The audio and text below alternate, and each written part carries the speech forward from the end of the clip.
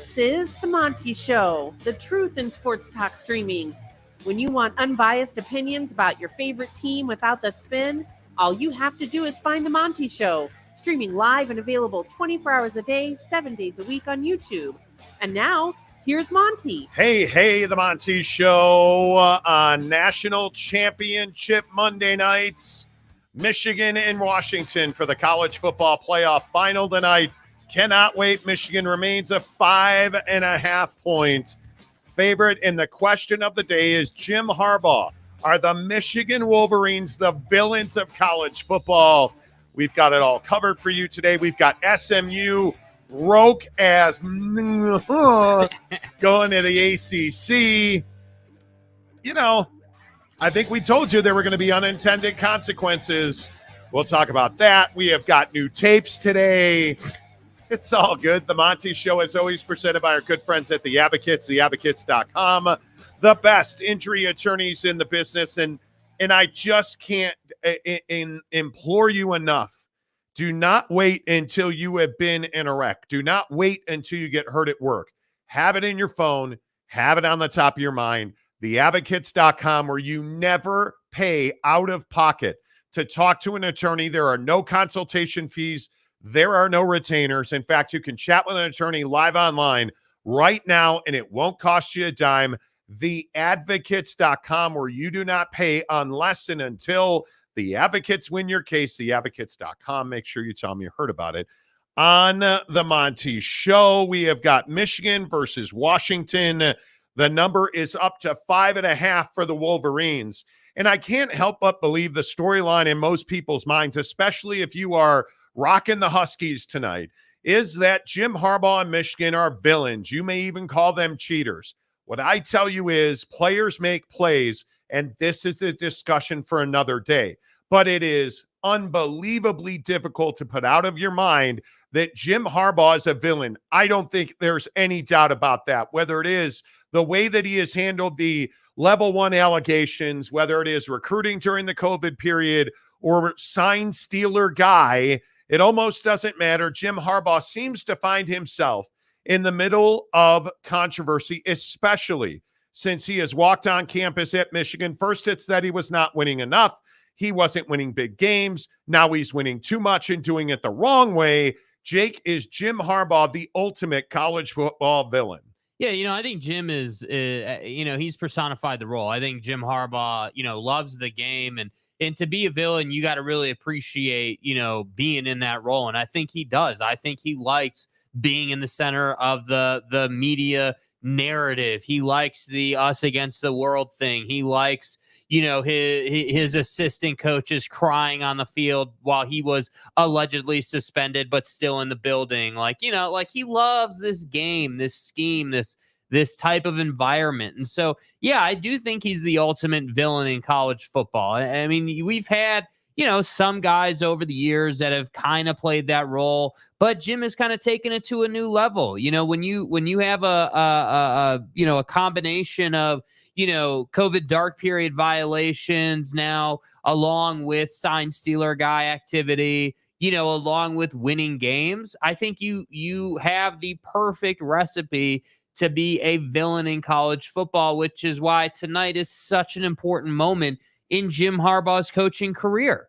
Because after tonight, who knows if he ever coaches another college football game in his career, whether that's by rule or choice, I don't know. Do you buy that? Oh, I think he's going to the league 100%. I think this is the last time we'll see him on a college football sideline for the next 5 years. I think he's gone. Yeah, and we reported exclusively last week, Thursday, I believe it was, that the LA Chargers, who used to be in San Diego when they had class and resembled an actual NFL team, now play at the Rams house in Los Angeles. They have significant interest and intend to pursue Jim Harbaugh. Now, that was just us reporting that, the two hacks on YouTube. Right. The days before this afternoon when Adam Schefter at ESPN reported that the San Diego Chargers fully intend to request an interview with Jim Harbaugh to be their next head coach. I would tend to agree with you. I think it's a foregone conclusion. This is Jim Harbaugh's last game as a head football coach at Michigan, because I believe he will be a top candidate for just about any job that's open. And who knows, is the New England job open? Is the Dallas job open? Certainly, we already know that there's a great possibility the Las Vegas Raider job could be open, the Chicago Bear job, like places where Jim Harbaugh seemingly would be a good fit. There are no better places than Los Angeles with the Chargers, who have a young quarterback that's under contract for the foreseeable future that needs development. Jim Harbaugh is your ultimate quarterback developer guy. And I think Jimmy knows that he is going to face a long suspension at Michigan, and justifiably so. I think he's looking at between a full 8 games and a full year next season of a suspension from the NCAA. And I think he knows that this is his final, the final verse of his redemption song, if you will. And I think whether he goes to the NFL or not, it doesn't matter tonight, because tonight, justifiably so, is all about the national championship of college football. And here's the other thing I think is really important. I hope that most people watching this show will agree. Tonight's about the players, because the thing that's lost in all of this Jim Harbaugh politics and drama, the players made the plays on the field. The players won their games. The players at Michigan were better than the players at Alabama. The players are 14-0. The players have a chance to write history for themselves. And it doesn't matter what you think about sign stealing. Sign stealing wasn't an issue against Alabama. Sign stealing won't be an issue tonight. Good plays by great players are going to determine the outcome of this game. And Jake, I think if you're asking me right now, I actually think you have to lean towards the Michigan Wolverines. Yeah, and I think the reason for that is the run game. I think that, whether you're a Michigan hater, a Michigan supporter, or if you're just kind of blasé about them, like, you understand that Michigan's strength offensively is running the football. And I think as much as, America's favorite vacuum salesman, can execute a jump cut, the reality of the situation is he typically has massive holes to run through because that offensive line's getting the job done. And so the thing for Washington tonight is, can you stop the run? If you're not going to stop the run, you might as well not show up, because they are going to run the football quite a bit tonight, in my opinion. And I don't know why you wouldn't. Washington hasn't exactly been a dominant force against the run. They're much better playing zone, pass protection. Like, that's their defensive setup. They're very athletic.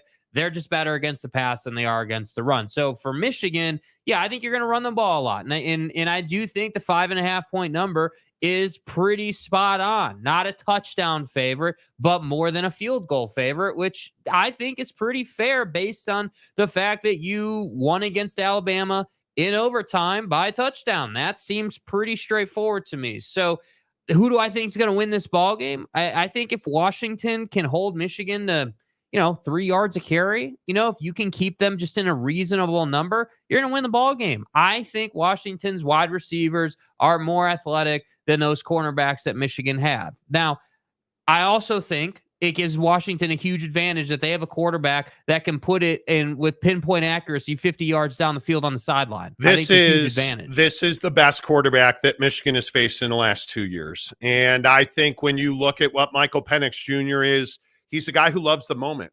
This is a guy that's won 21 straight games. I mean, that's not accidental, right? And I think when you look at Michael Penix in this Washington team, let's not forget Utah was supposed to be the one, and then Texas and Oregon was going to be the one twice in a row, and it didn't happen.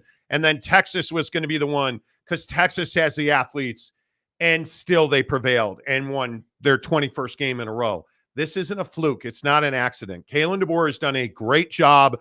Michael Penix Jr. is the best player in college football. I think he's got the most diverse and talented wide receiver group in college football, bar none. I think that Washington is an incredibly gifted and talented football team. But here's the problem. They're terrible against the run. And the best vacuum salesman I've ever seen, Blake Corum, that's a cat that's very difficult to bring down if you're good against the run. And I think what we saw from Alabama, a team that's good against the run, they couldn't stop him either. There's nothing that makes me believe that Blake Corum doesn't go for a hundo tonight. And the other part of this is I think this Michigan offensive line has a cross to bear, because they know if they win their assignments tonight, they likely win the national championship. They likely go 15-0. They send Jim Harbaugh off with a golden parachute. They put all this sign-stealing talk to rest. It just doesn't matter because Michigan won the national championship. Facts. And I believe that rests with the offensive line. They are bigger, better, and more physical. They are more athletic than what Washington will show in the front seven. And I think Blake Corum has to carry the mail. And frankly, he's a kid that makes plays. So I go back to what I said before. In these situations, players make plays, and Blake Corum's a player that makes plays. Now, free Harbaugh, he's never going to be a quarterback that's going to beat you on his own. That's just not the way he plays. Does he have enough weaponry on the outside? I don't know. They got to win on the ground. Keep Michael Penix Jr. on the sideline. That's reason number one to run the football. Reason number two, Blake Corum's probably your best offensive player. Reason number three, your offensive line, they're probably your second best offensive player. Facts. Run the football. Reason number three, hey, Washington doesn't stop the run very well. Run the football. That's the key tonight, and I think that's why I favor Michigan. And I think that running the football, as we all know, allows you to control the game. I mean, even, if you can run the football tonight and you can get, again, whether it's Corum for 100 yards or, if you've got a combined rushing attack of 150, 160, like however you want to look at it, like if they can just successfully run the football tonight, yeah, I do think you're taking possessions away from Michael Penix Jr. And I think that's a lethal combination, which nobody's been able to do against Washington yet. And that's where I think Michigan's a little bit different. But I do think that we should not be selling Washington's passing attack short. I think that defense for Michigan is very good. That defensive line obviously showed its ability against Alabama. But I also think against Alabama, you were playing Jalen Milroe, a guy who is not even close to the quarterback that Michael Penix Jr. is. He's not a threat passing the way Michael Penix Jr. is. This is the conversation about Tulia Tagovailoa at Maryland, the greatest passer in the history of the Big Ten. Is that a guy that is as good as or as lethal as Michael Penix Jr.? And I don't believe that he's close. And and you guys know I've supported Jalen Milroe all season long. He's not a ready quarterback at this point. Michael Penix Jr. is by far the best quarterback that this squad's going to face. And I think the great unknown in this game is this Michigan secondary. How truly tested is this Michigan secondary? Were they tested by Marvin Harrison Jr.? Not with that quarterback, they weren't. Right? I don't believe that this Michigan secondary has seen the diversity in schematics, the route combinations, the pre-snap reads that they're going to see. I just don't believe that you've seen that if you're Michigan, because you haven't played multiple opponents that are complex in their schematics. You haven't played multiple opponents that can have groupings and pairings that can run you 3 wide receivers, a tight end, and then throw it out of the backfield. That's something I don't think you've seen. And the other thing I think is so concerning here if you're Michigan, what if you get pressure up front? And I'm not trying to be a jerk about this, but think this through. If Michigan gets pressure up front, doesn't that lead you to the best of Michael Penix Jr.? Because this is a cat. We saw it against Oregon twice. I think he took a pretty good lick in the Utah game. I think we saw him under pressure against Texas, and he thrives on it. He loves to climb the pocket and deliver a absolute dime over the shoulder. He's better under pressure than he is in open space. That's a fact. You look at his passer rating, you look at his accuracy numbers. Under pressure, Michael Penix gets better, not worse. So I'm curious, do you flood the zone instead of coming after Michael Penix Jr.? I think it's a fascinating question defensively, because if you flood the zone, will he run effectively? And if he runs, can you physically pound him? Because the one thing we know about Michael Penix, and this year he's been a little different this way, but the one thing we know about Michael Penix is you put a shoulder pad in that sternum and he is going to hesitate to run again.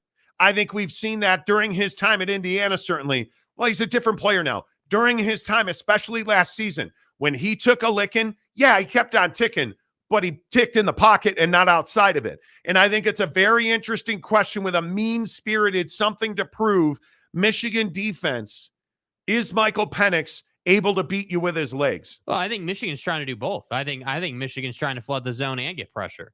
I think Michigan's saying, okay, we're just gonna bring 4 standard pressure. I mean, I'm sure they'll mix in the occasional blitz or whatever, but I think what you're going to see tonight is 4-man rush off of that defensive line. Let those guys make plays. And then we're gonna play a lot of nickel, a lot of lighter packages in the secondary. We want dudes out on the field that can run around, that can keep up, that can make plays, that can say, okay, can we take? Because another thing that Penix does really well is he hits the sideline route exceptionally well down the field. So are you going to force him to play the middle? Are you going to say, okay, we're going to double cover this guy and force you that way? Like that's what I'm saying with Michigan's defense. This isn't as standard as, hey, yeah, Jalen Milroe can run a little bit and he'll break our secondaries back a couple times and get some first downs that maybe, we wouldn't want to give up through the air. Yes. He'll run for those. Yes. But the thing is they didn't really have to respect the 50-yard bomb to McMillan or Dunze or, whoever it's going to be this time. Like, is it Dunze better than Marvin Harrison Jr.? It's close. I mean, I think it sounds ridiculous on paper, but then you start looking at it and you're like, wow, these two are actually pretty close.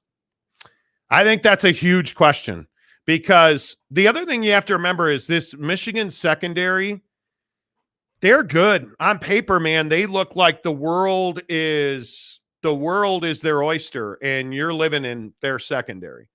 I think they're a good secondary. And I'm curious because I think, and again, I know I say this every single time we talk about Washington football, but Jalen Polk, I think, and probably Jack Westover as well, they're probably the two most important offensive figures in this game outside of Michael Penix. Facts. Because I think Roma Dunze is going to get all the coverage he wants, all the attention, all of it. And I think you look at the way that Michigan went after Alabama. The difference here is Michigan attacked Jalen Milroe. Did they attack the wide receivers? They did not. They did not. They played press coverage. But this is the worst core of Alabama receivers I think we've seen in a decade because all them dudes are in the NFL. This, you're not going to, if you are Michigan, you are not going to be able to press man against Washington. And you are not going to be able to get after the quarterback's ass repeatedly because Michael Penix Jr. moves in the pocket as well as any quarterback playing football. Spatial awareness, dude. NFL or college. There is not a quarterback in the NFL that moves better than Michael Penix in the pocket visually. Now, is he facing linebackers? Okay, great. He plays college. I get it. This cat moves well in the pocket. And there are few, and maybe Tua Tagovailoa is the best example. There are a few who have quick twitch mechanics the way that Michael Penix Jr. does. And that's going to be my question. I cannot wait. I am fascinated by it. It's going to be on 37 different ESPN platforms tonight. And I'd be really surprised, really surprised if this game, I think what the number is 55.5. I'd be shocked if it goes over. Shocked. Yeah, I mean, I think the Michigan defense obviously, is going to ball out tonight. But I don't know. This is one of those games where if you're an elite quarterback, you find a way here. You're gonna figure out what they're doing to you early in the game. Obviously, you're gonna go through the first couple of possessions, and you're gonna be like, all right, we understand what they're trying to do. This is the confusing part. Like he's gonna understand, but the question's going to be, can they continue to hit on those deep shots? Because it's not as though those are easy plays. It's not like those are just gimme 5 yards down the field. I mean, they're winning ball games by hitting the 15-yard crosser, then the 50-yard down the field. Then we're going to run for 3 yards and take another shot. Like that's how Washington wins games. So The question is, to your point, can they sack him, or is it going to be a thing where he's putting on a show inside the pocket and you're seeing a bunch of missed tackles right around his feet and he's completing a bunch of passes? I'm telling you, that's truly where this game is decided. Because we know, I think we can confidently say, everybody can say, hey, Michigan's going to run the football effectively tonight. I think we can all agree on that. We'd be surprised if it was anything different. They're going to run the football tonight. But the question is, can Washington, with Penix and that core of wide receivers, complete at the rate they've been completing? Because if they do, it's going to be a very close game. Does Washington play fast enough to beat Michigan? Man, I think that's a huge question because I felt like Alabama, much to their brand, was a plodding, methodical elephant walking down the middle of the field on its own leisure, right? Like I felt Alabama was slow. They tried to be methodical. Let's run the ball into the A gap. Please, God, do not let Washington run the ball into the MFing A gap. Please, not one. Do not call one run into the A gap because you're just wasting your time. Yeah. You have to run the football. Totally agree with that. But with Johnson injured and questionable here, I think, and I know you guys, I took Monty and took 90% of the snaps in practice, bro. You tell me, so what does that get him through the first quarter? Are you really telling me that Dylan Johnson's a guy you think is 90% of himself? There ain't a player on this field that'll be 90% of themselves. It's freaking January 8th. Mm-hmm. You can't tell me he's 50, 60% of himself. This guy, there are reports that he's got a fractured foot.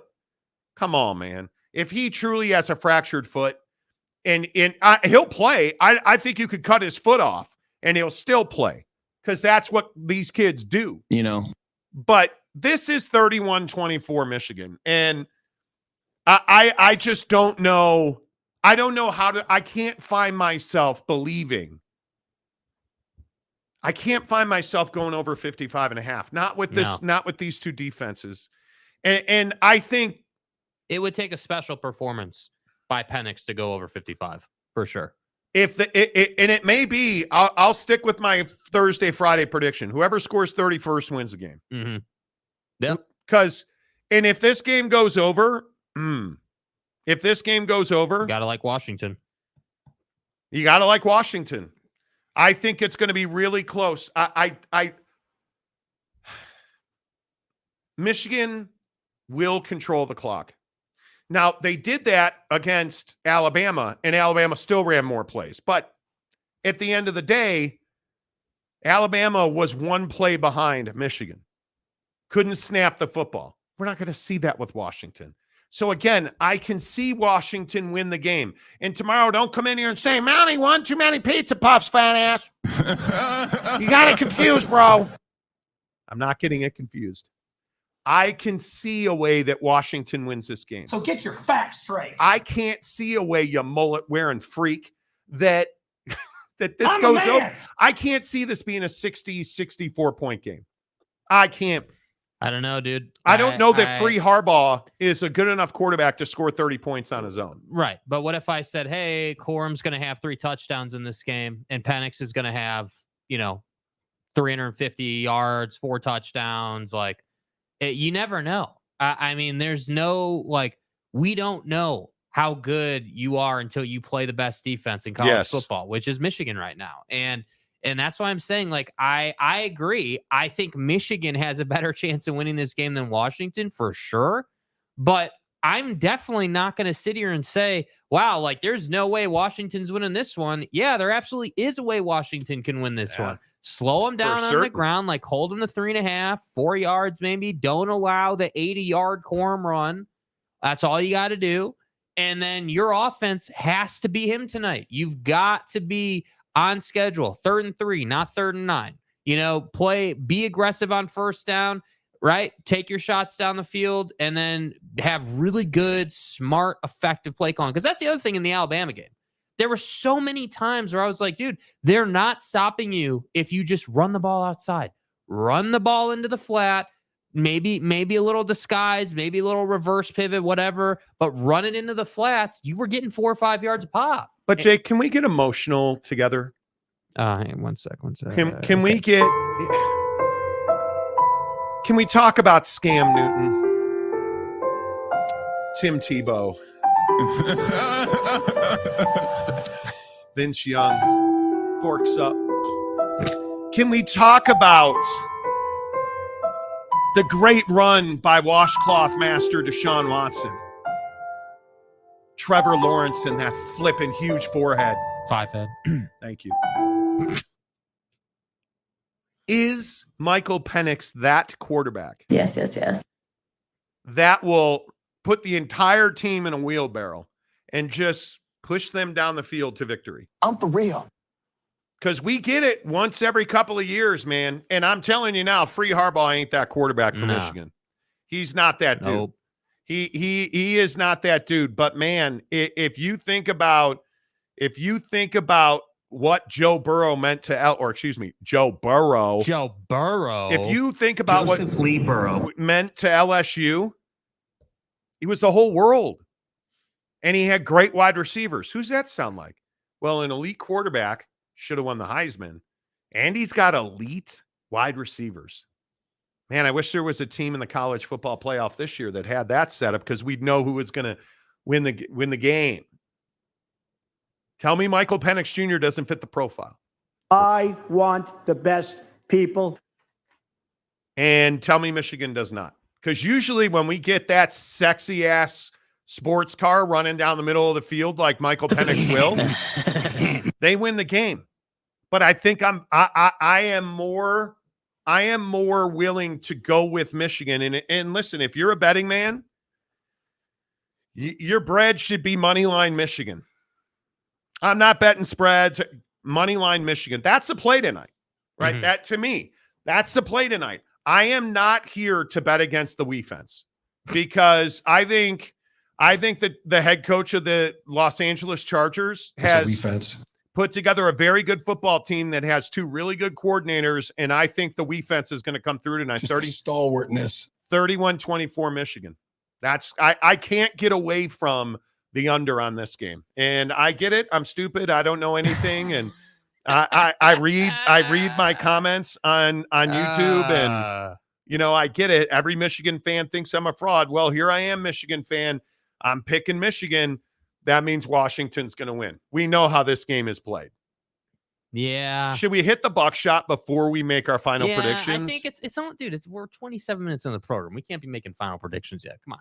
No, you're not getting me off 31-24 Michigan. That was just a bridge to get to the greatest energy shot you've ever had in your life. Make me the argument that Michigan's defense can't handle Washington's offense. No. I don't know. And so, okay, well, you agree with me. Okay, then make me the argument that this defensive line will not inflict damage on Michael Penix Jr. tonight. And those, okay, so if we say, Washington, this is the best offense that Michigan's defense has played, and they're going to be better than Michigan's defense. Okay, well then, here's my other question. Who's the best offensive player at Michigan? It's Eureka Boy. Tell me I'm wrong. Eureka Boy. Right? It is absolutely Sharknado guy. Vacuums are my thing. I'm out of vacuum names. Eureka, Shark. Anyway, Blake Corum. Hoover is their best offensive player. Thank you, Jake.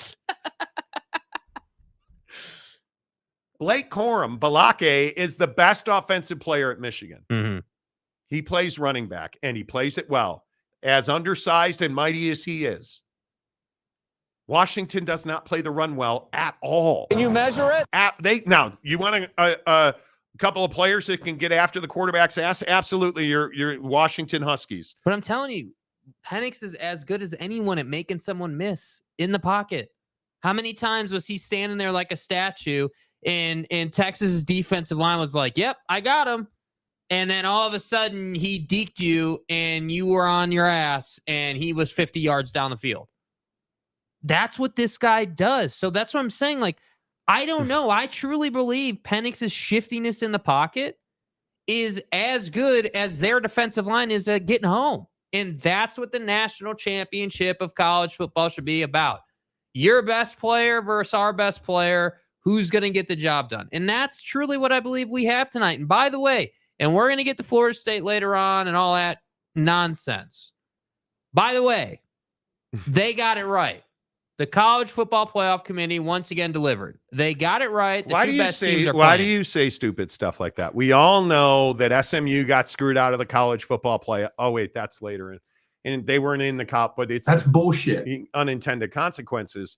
I think Washington's very good. I think Braylon Trice and that defense will get after the quarterback, and all that's fine and dandy.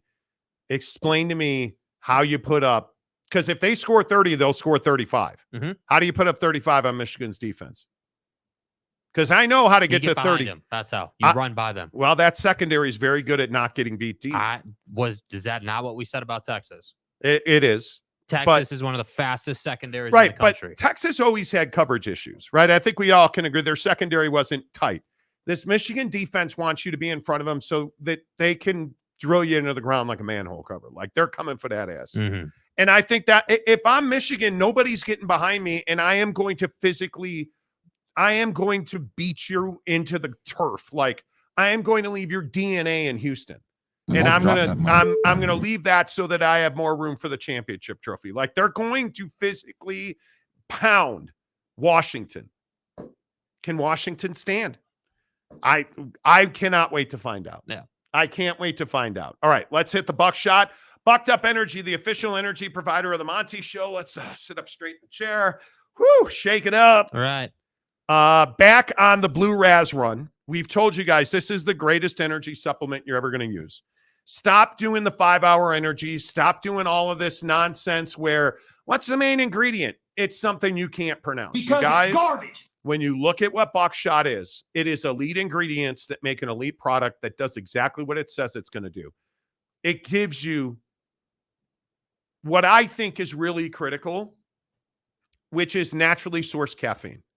You're getting green tea leaf extract, which is a natural caffeine. So it gives you natural energy. You're not getting chemicals to create a reaction, right? Not, things made in the laboratory. No.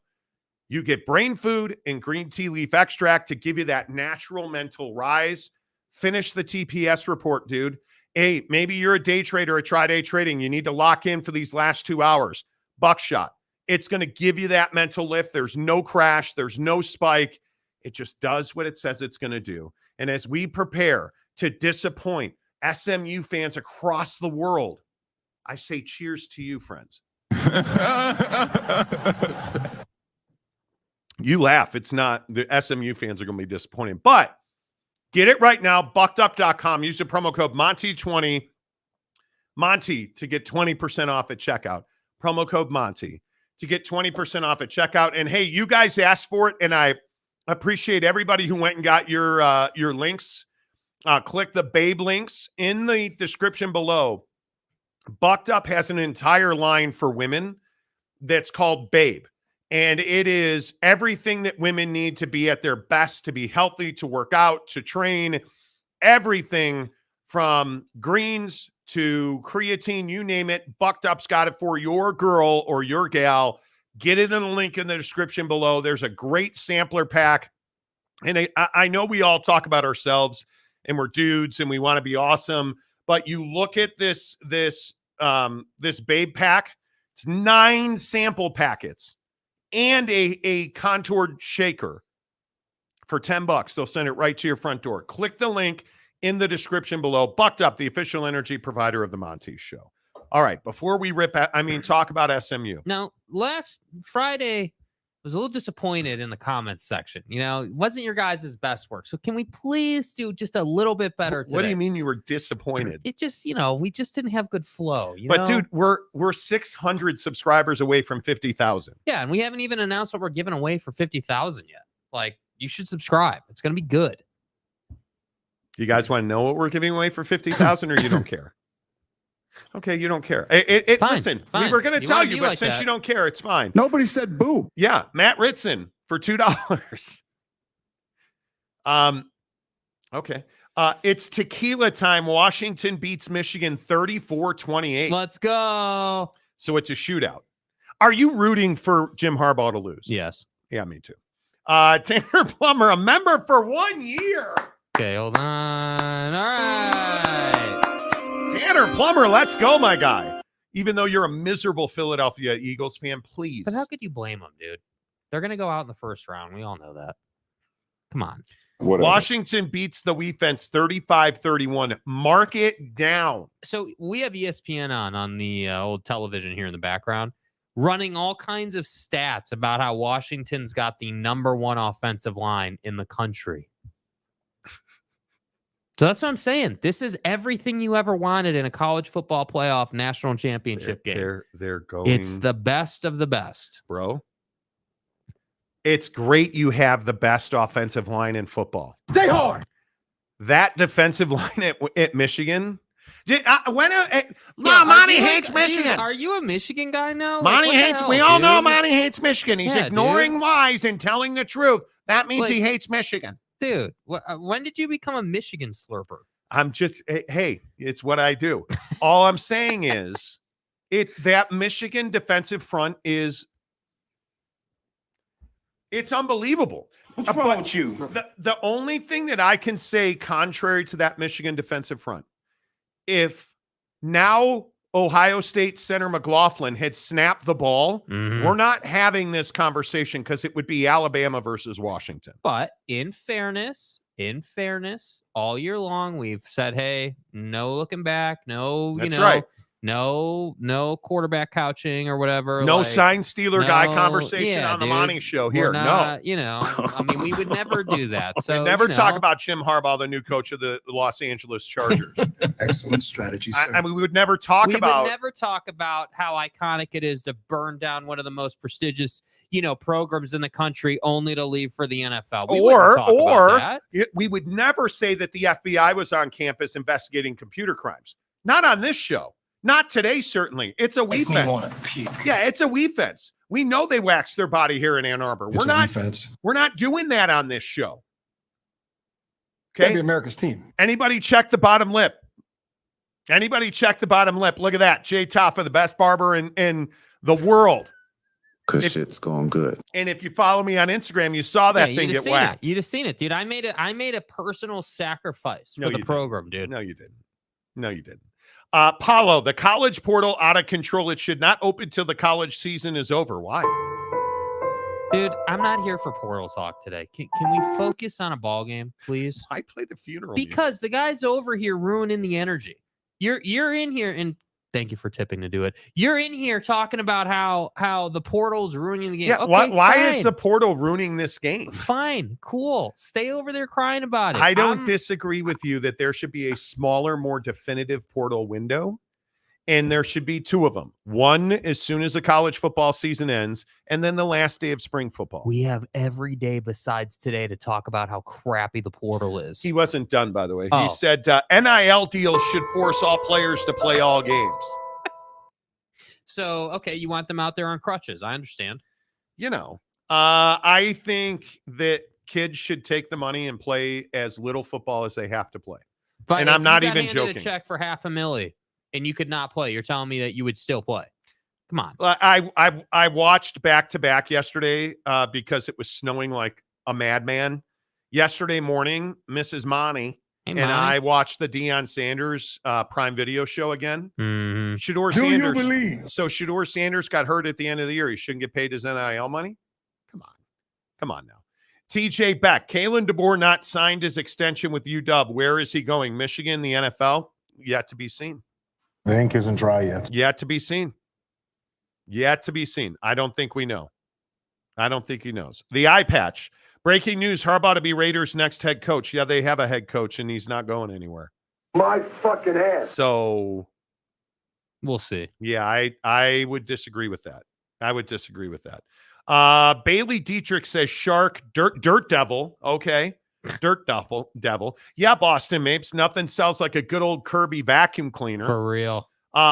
Jeff Woodworth, Swiffer doesn't make a vacuum. Wait, do they? No. Swiffer's not in the vacuum business, dude. No, they're in the hardwood floor with liquid and cloth and stuff. Oh, excuse me. They're in the vac mop business. The vac? Okay. Bro, the Swiffer vac mop. Okay. This is too far now. Stop it. Boyd Lake, Rainbow. Is Rainbow a vacuum? Okay. And Donut says Dustbuster. Yes. Kirby Corum. I like it.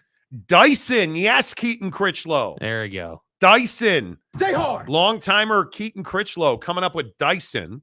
Boyd Lake Simplicity. Matt Ritson Eureka. UW fan Jim. Texas had so much speed. We had to back off. No disrespect to Michigan, but the Dogs can cheat up more in this one. I think the problem with cheating up more in this one is you're way more susceptible to big plays. And while I agree that Free Harbaugh is not a guy that I'm worried about beating you down the field, you better stop the run. you better stop the run. And it'd be nice if you could stop the run out of base, because if you have to bring guys down, that's when Michigan starts beating you. Yep. So, yeah. Capazzo, my guy, what's up? Monty, don't forget Dyson Rainbow Filter Queen. Damn. Windsor Kirby Ricard, okay. There are so many you should be able to do. You should be able to go for days. I'm a Dyson vacuum guy. I know we have a Black & Decker like for our little office space. Little mini vac. It's fine. Joseph Carruthers, Penix has shown he doesn't always need the receivers to beat the DBs. No, he doesn't. Excellent underthrow, excellent back shoulder fade thrower. I agree. Mike Smith, what's up, Mountain Mama? Good to see you. Texas had a damn stout active D line. They did. And I think it got to, and this is my biggest concern, Dalen Johnson, who was down writhing in pain in that game and only averaged 2.3 yards a carry.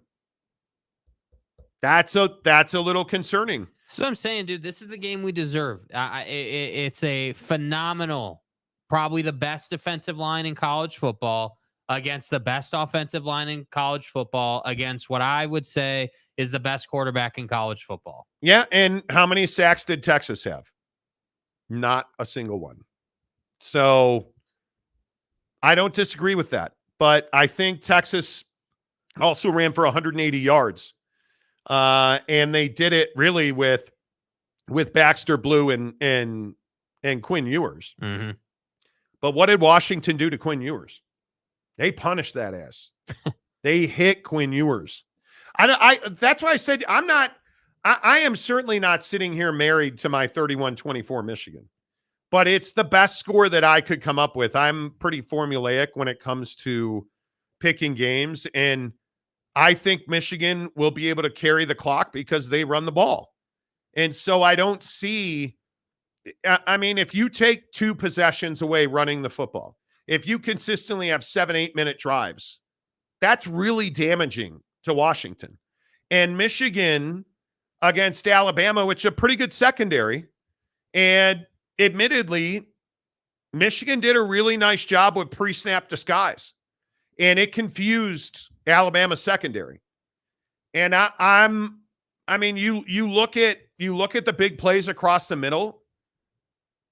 I think that's what Washington has to avoid, because I think I look at the way that Washington defended Texas, and you give Braylon Trice that edge and you let him control that side. I thought he did a really good job of being disciplined. I thought he did a really good job at times reading what Texas was trying to do, and he stayed home to keep an edge. I think that's going to be really important, because Blake Corum is a guy that's got elite footwork, and he loves nothing more than to plant a foot and cut back through an undisciplined open gap. Mm-hmm. And he loves nothing more than to get to that linebacker, because there's not a linebacker one-on-one in this country that I think can tackle Balake. I truly don't. And all the jokes about, hey, he's a little smaller, he's not a prototypical size running back. That I think that actually works in his advantage. You start to understand just how strong he is for his size. Yes. And he's quick.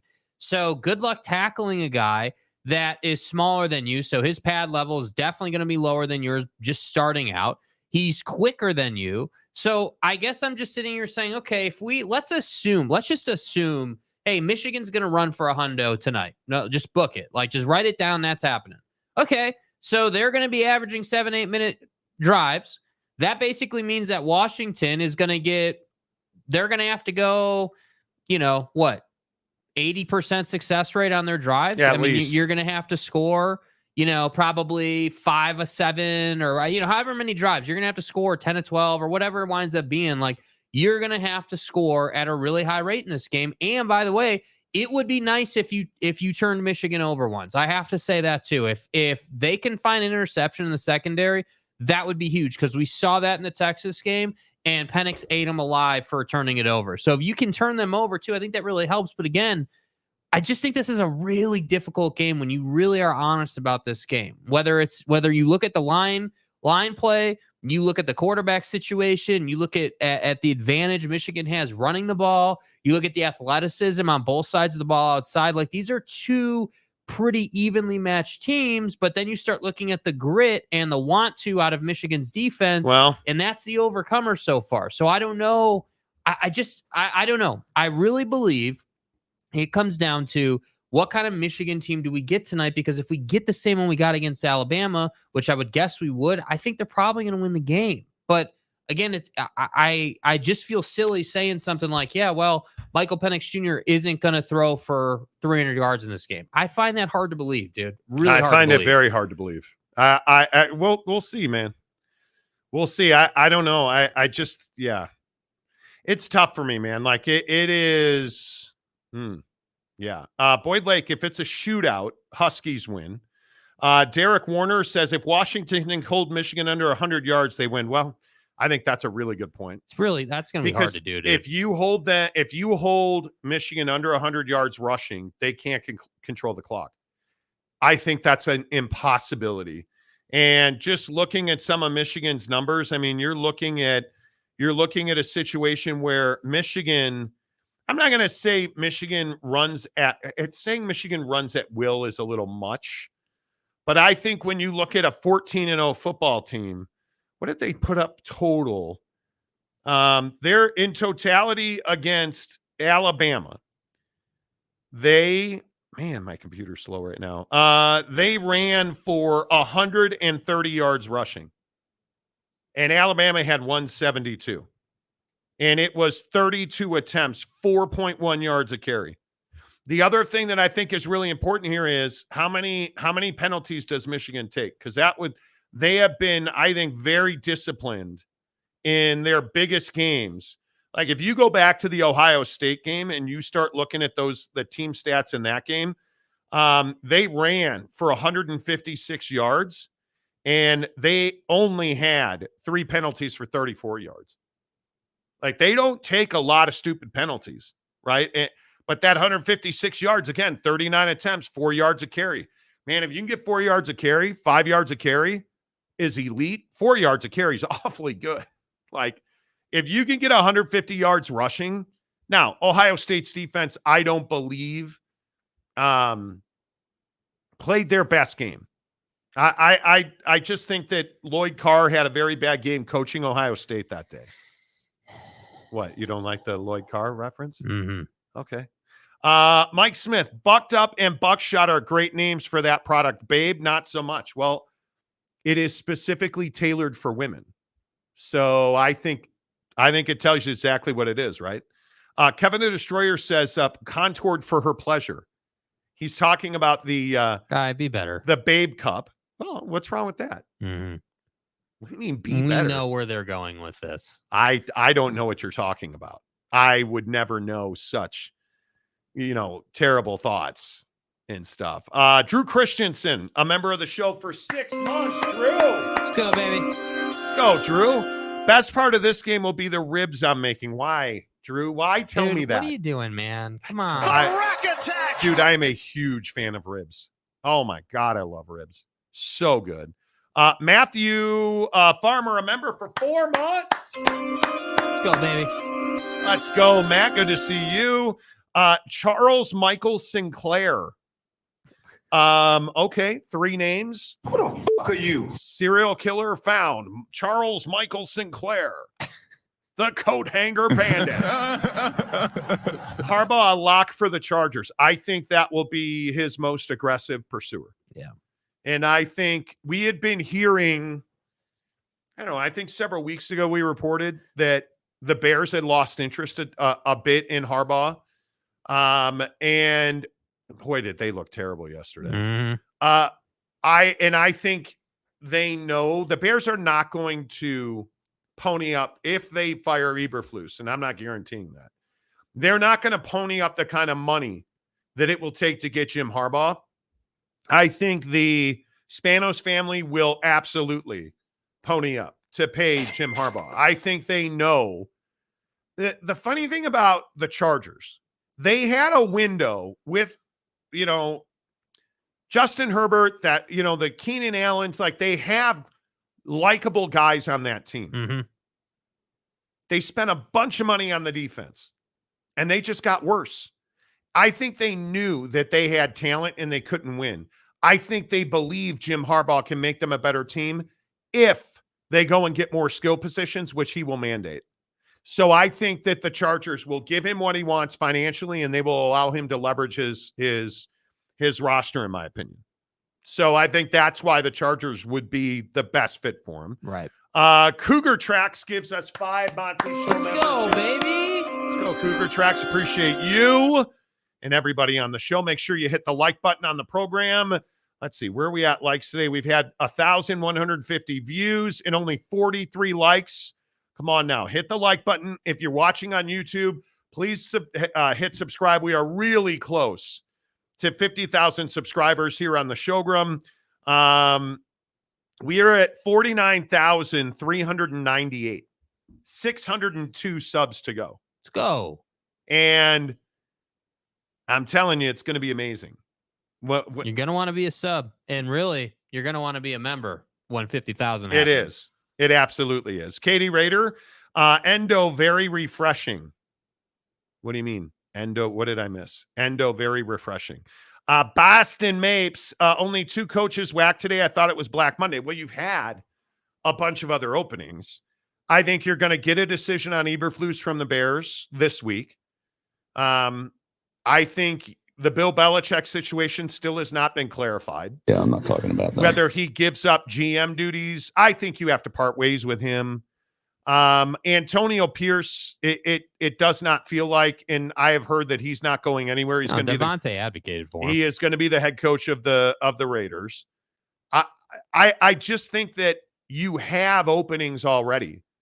Whether that is the Chargers, the Panthers, the Commanders now, the Falcons now, like you have openings. I don't know. I'm a little surprised. I'm a little surprised that like the Dallas Cowboys are a very interesting conversation today. If we look at the Dallas Cowboys, why is Jerry Jones questioning Mike McCarthy's future in Dallas? This I do not understand. And sure, if you are the Jets, are you a little surprised Robert Saleh didn't get whacked? Yeah, a little bit. All of his coordinators and Robert Saleh, most of his staff coming back to New York. Mm-hmm. It's probably an Aaron Rodgers decision. That is Aaron right now. But are you surprised that, Tennessee on Mike Vrabel hasn't been made today? No, but I think they're going to meet and they're going to have real conversations, and that's an opening that will, I think, likely be there. But who knows? We'll see. Chargers job's open. Patriots job we already talked about. Carolina's open. Arizona's not going to fire another coach right now. You have a franchise quarterback who they just committed to. You're not going to open that job. Commander's job is open. Giants, Wink Martindale and his defensive staff fired today. They're making changes at the coordinator. A year from now, maybe Dayball gets whacked. Who knows? The Falcons are open. Bears, I mean, we're looking in a situation where if you count, Commanders, Panthers, Falcons, that's 3 in the NFC on their own. That could be 4 with the Bears, right? Then you start looking at New England could be 5, Chargers are 6, Titans could be 7, Raiders could be 8. Like, I mean, you have the number of jobs potentially open that we all thought. But what in the world is Jerry Jones doing in Dallas? And we can sit here and we can go back and forth. But there is something that is inarguable in Dallas. And I don't know why Cowboy Nation doesn't want to say it. You're 36-15 in the last 3 years, 12-5, 3 straight years. And you're not backing that head coach with major injuries on defense. You're not backing that head coach. Quarterback, major injury. You're not backing that head coach. Running back, gone, Ezekiel Elliott. Mistake by most people's account. Not on the head coach. Pollard with a major injury. And you're not backing that head coach who's gone 36-15 in 3 years. Now, he was 6-10 in his first year, but he has radically turned around the Dallas Cowboys. I'm for real. In my opinion, and yes, I have, as Jake loves to say, why is slurping Dak Prescott, bro? Because he's an MVP. He's an MVP caliber quarterback. That's why. and he deserves to be paid on par. Mike McCarthy should not be in question. There should not be a doubt that Mike and his entire staff are coming back next year. Yet Jerry Jones, when asked about it after the game, the game where you won the NFC East? And you're again 12-5. Jerry Jones doesn't step up and wholeheartedly say, Mike McCarthy's our head coach. Why is this a question? Well, we'll talk about it after the playoffs. Really?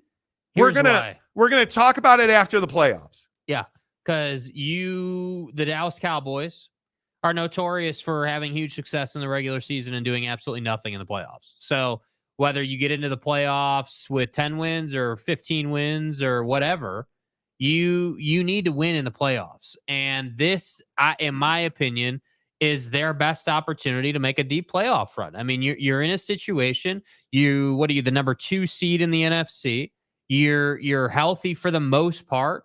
And you're rolling. And I think a lot of people talked about, well, why'd they play all the starters against Washington? Well, they need to win the game, of course, right? You need to take care of that. But I also think there's an important piece of that where it's like, hey, we're playing really good football heading into the first round of the playoffs.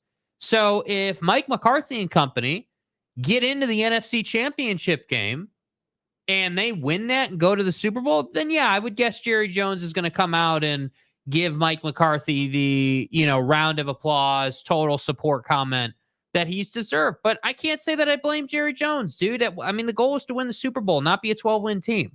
So if you win 12 games 3 years in a row, but you don't compete for a Super Bowl, what's the point? That's what I think Jerry is saying. Yeah, I guess. But is it Mike McCarthy's fault or is it Leighton Vander Esch's fault? Agreed. Who can't stay healthy and is a foundational piece of that defense? I don't know. All I know is Dan Quinn has been lifted up as the hero in Dallas, and all of a sudden McCarthy's job is in question. This is why the Cowboys don't win Super Bowls. Mm-hmm. It's not because Mike McCarthy's a bad coach. He's not, again, Matt Eberflus in Chicago, who doesn't have an offensive coordinator that'll tailor an offense and develop a quarterback. You have an offense quite literally built so the quarterback succeeds in Dallas. Yeah. That's a novel concept in this league. Holy cow. You have a franchise quarterback? Let's hire one of the best quarterback developers in all of coaching. And what do you know? You're 36-15 in 3 years. This is not difficult. And I would again ask, I know I'm just idiot talk show host, hack on Monty. YouTube. Little old Monty, not so little, are you? I'm just asking. If you fire Mike McCarthy, where's the enhancement to him? Who are you hiring to replace him? How do you upgrade 36-15 over a 3-year stretch in Dallas? Real. And I would remind you, it's more important probably to say they were 12-5 for 3 straight years now. Where do you know what I would give? I would give a left to have a 36-15 record with a franchise quarterback and a coach put in place to make sure that Patrick Mahomes and Dak Prescott succeed. But we in Chicago, we don't have that. We have great hot dogs. We don't have great football coaches or quarterbacks. Yeah, that's stupid. And look at that. As if through magic fairy dust, the authority on all things Chicago Bears appear. If the Bears kept Flus, don't play with my heart. Dude. Don't you have to assume JF1 Justin Fields is staying and they will trade down? You have to. But again, I was talking to an NFL guy today who said, man, I would not rule out, because in my opinion, just my opinion, from sources I've heard, and now Adam Schefter, just confirming here on ESPN what Monty and the Monty Show hacks on YouTube reported, said no one ever. Adam Schefter confirmed our report that Jim Harbaugh is going to be the leading candidate for the Chargers job. And my belief is, as soon as the whistle blows tonight and he wins the national championship, I have to believe he's hopping the tarmac and he's going to see Whale's vagina, and then they'll drive him. I'm never going to let it not be the San Diego Chargers, just so you're aware. I am of full belief that he will land in Burbank on a private jet tomorrow or the next day, and he will be named the head coach of the LA Chargers. Pack everything up. We're out of here. I'm that confident in it. And if you are the Chicago Bears and you are watching the LA Chargers, who used to play in San Diego with Justin Herbert, a franchise quarterback, which the Bears have never had. What? And you watch Dad Bod God, Khaki Queen, go to Charger Land and do his thing. How is your next phone call? Not to Lincoln Riley. Help me. Help me. We are not available now. Just little old Bonnie over here. You're going to trade Justin Fields. Excuse me, it's JF1. Sorry. JF1 is going to be demoted to JF like 7. Right? And again, an NFL guy today told me, keep an eye on Caleb Williams and the Bears and Lincoln Riley.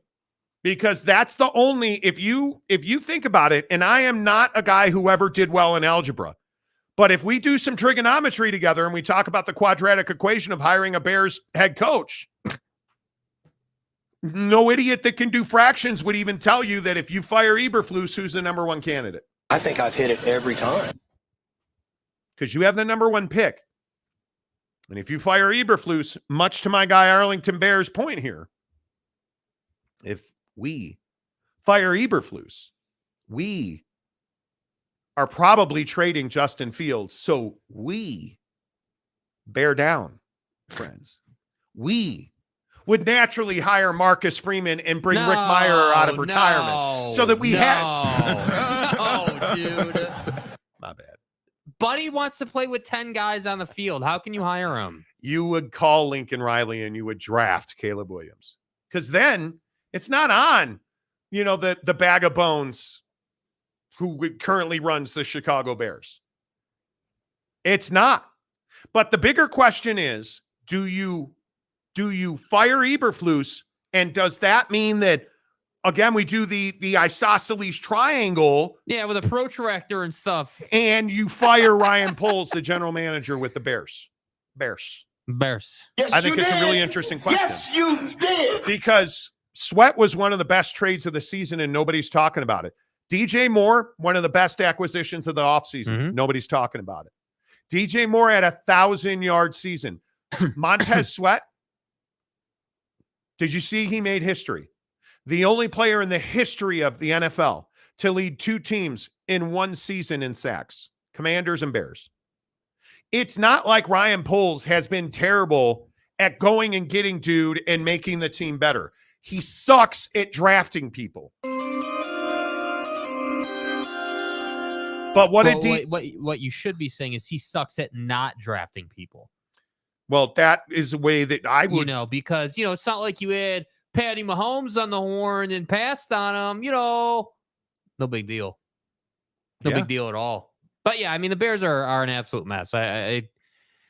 I would be going the Lincoln Riley, Caleb Williams route. And I like what Justin Fields has shown in terms of promise and potential and, what you're looking at. But you got to get on the same page with head coach and quarterback, and it's no shade to Justin Fields. I just think that the Riley, Caleb Williams path is your best path. I would not be surprised if whoever the head coach of the Falcons comes to be is real excited to have Justin Fields as a starting quarterback. I think Justin Fields would be in a much better position there, but we'll see. Well, we will see. NFL guy listening to the show says the Bears and Eberflus will meet tomorrow. Not coincidentally, Ryan Poles will be in that meeting. So my guess is Poles stays, which would make me think he's going to get another shot to hire a coach. And my guess is he's going to fire Matt Eberflus tomorrow. Could be wrong. Maybe that meeting goes swimmingly well.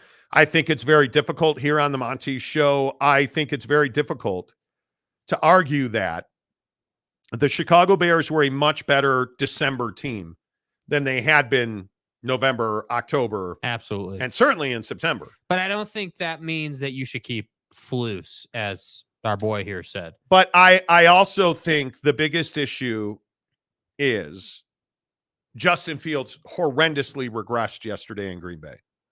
And it's very difficult to go against that. Yeah. It's very difficult to go against that. Like for me, I It's just don't tough think you have not anything to. good to hang on to. It's very tough not to. I mean, we're not talking about a prolific head coach with a crap quarterback, as you know, in terms of talent. We're talking about a very mid head coach with a talented quarterback who can't figure it out. Yeah, totally agree. And I don't know. Do you want the McCaskies or do you want Jerry Jones? I want Jerry Jones. Yeah.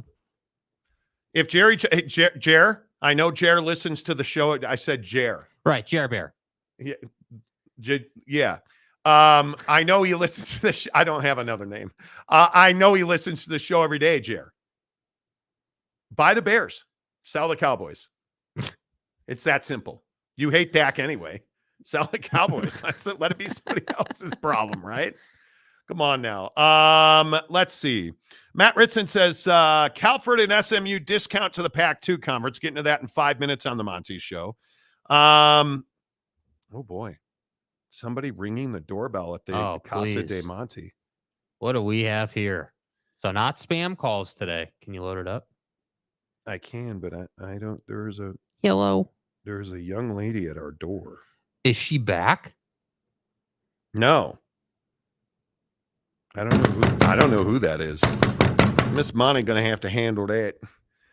I don't know who that is. Oh, they're talking. Hold on. See, can I? Are you home? Yeah. Who is that? I don't know. I thought. Did you say you were okay to do a meet and greet today? Yeah, I don't know who that is. Man, who we meeting and greeting? I think you got the wrong house, yo. Who we meeting and greeting and stuff. Yeah, I never answer. Do you ever answer your door? Oh, hell no. I never answer my door. I had someone like 3 weeks ago knock on my door at 2 a.m. I'm standing behind the door looking through the peephole waiting. Did you really? Yeah, dude. Like, who was it? Well, so I live in a complex, right? And there's just this kid. This probably 20-year-old kid just running around the complex, knocking on doors. He's like, "Hey, Mike, are you in there?" As if he's looking for his friend. Nah, dude. Those are always bad situations. You know, and so I'm like, dude, like it's 2 a.m. And it's like bang, bang, like you hard can't knocking. do that. Can't do that. All right. Hour number 2 of the Monty Show presented by our good friends at TryDayTrading.com. TryDayTrading.com/Monty. Watch Mrs. Monty make her trades today and this morning. And that's the thing I love about TryDay Trading. So many people have asked me, how do you do it as a side hustle? I think pretty clearly the best part about TryDay Trading is Monday through Friday, you can do it anytime you want. And Mrs. Monty fits it into her schedule, 6 a.m. in the morning. And then when I get home after doing the greatest sports talk show on the planet, we do it together at night. Right. And I love it. And TryDay Trading has a solution for your schedule. And so many people, and I know I tend to be very rigid about making changes in your life that you have to make. So many people look for excuses why things don't work instead of looking for ways to make it work. At TryDay Trading, you don't need an excuse. You don't need to look for a way. It's in your schedule.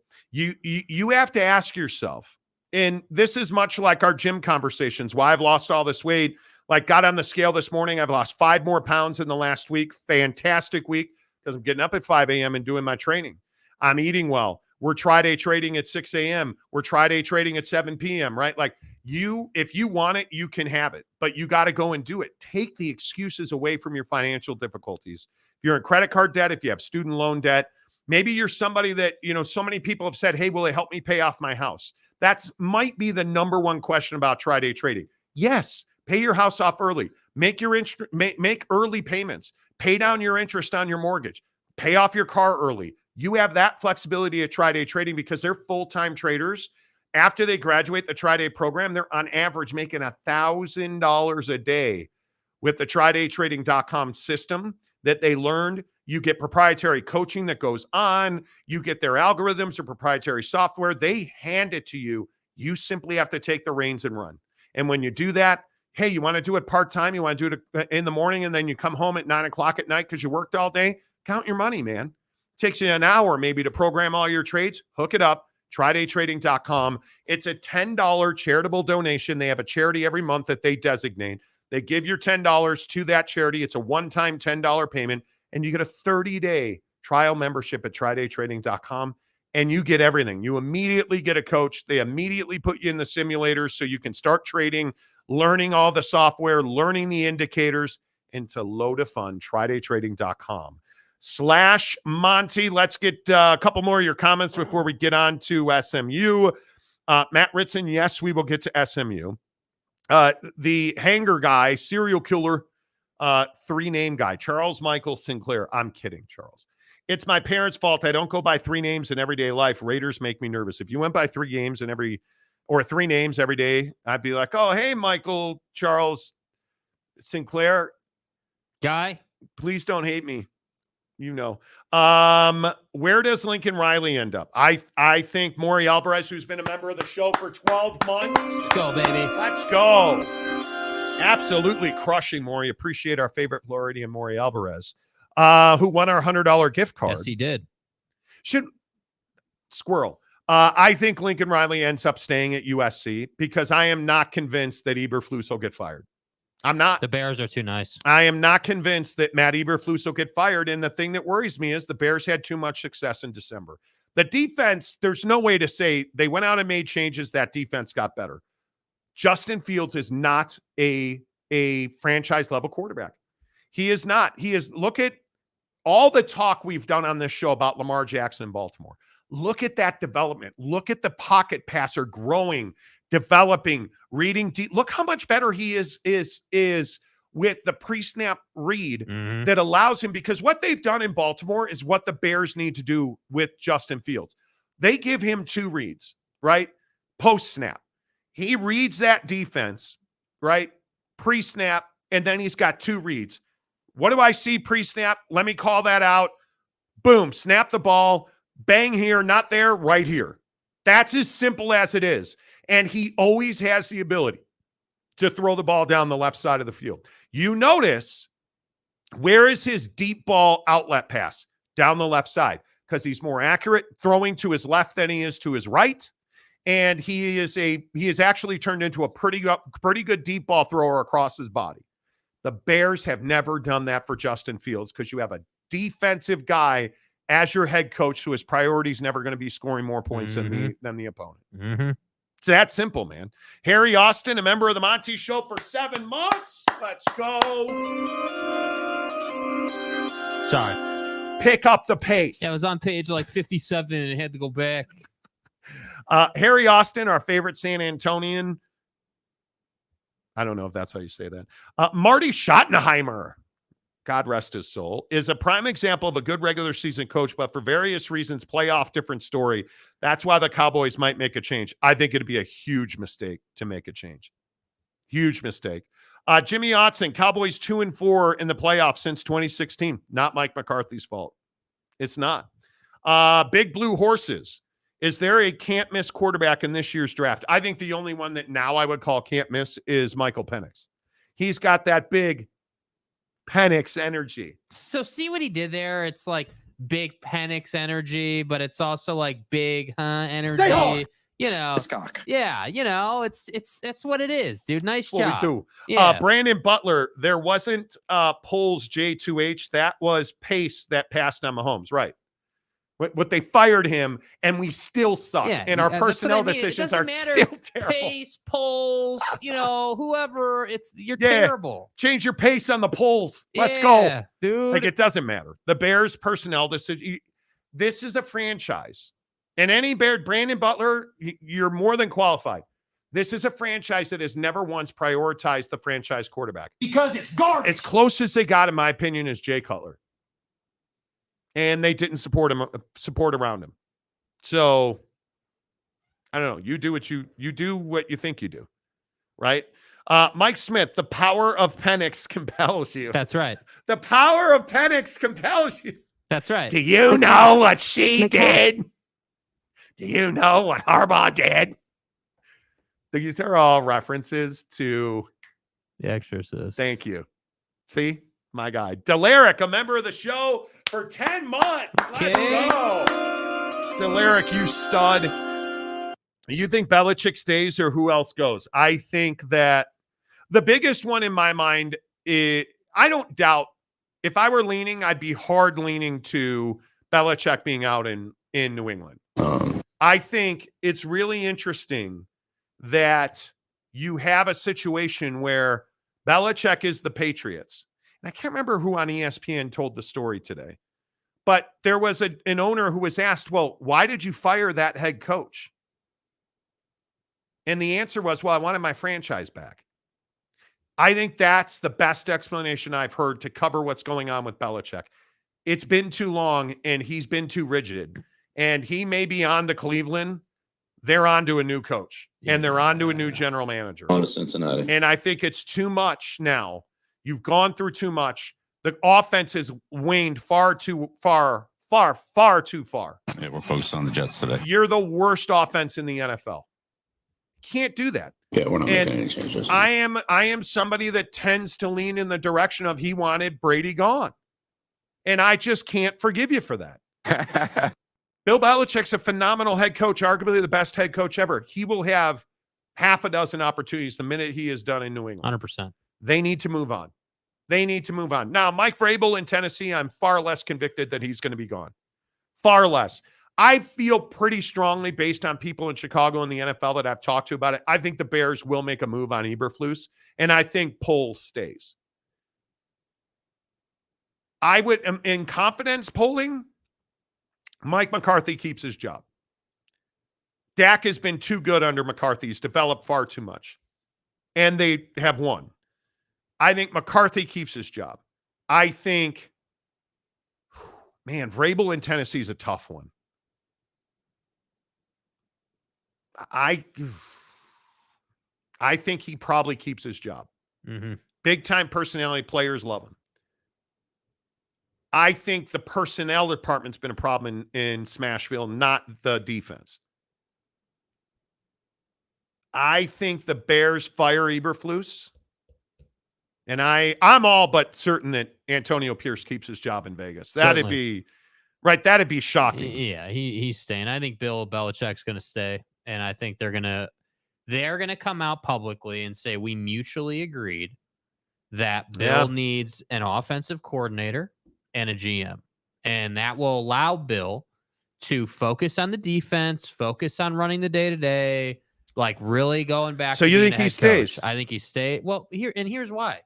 I think that both can succeed together. I think Bob Kraft, if he's in that situation where he wants his franchise back, you can get your franchise back by saying to Bill, hey, so you can stay, but I want to bring in a GM and I want to bring in an offensive coordinator, and we will find that together, but it will be my decision. I'll have the final say.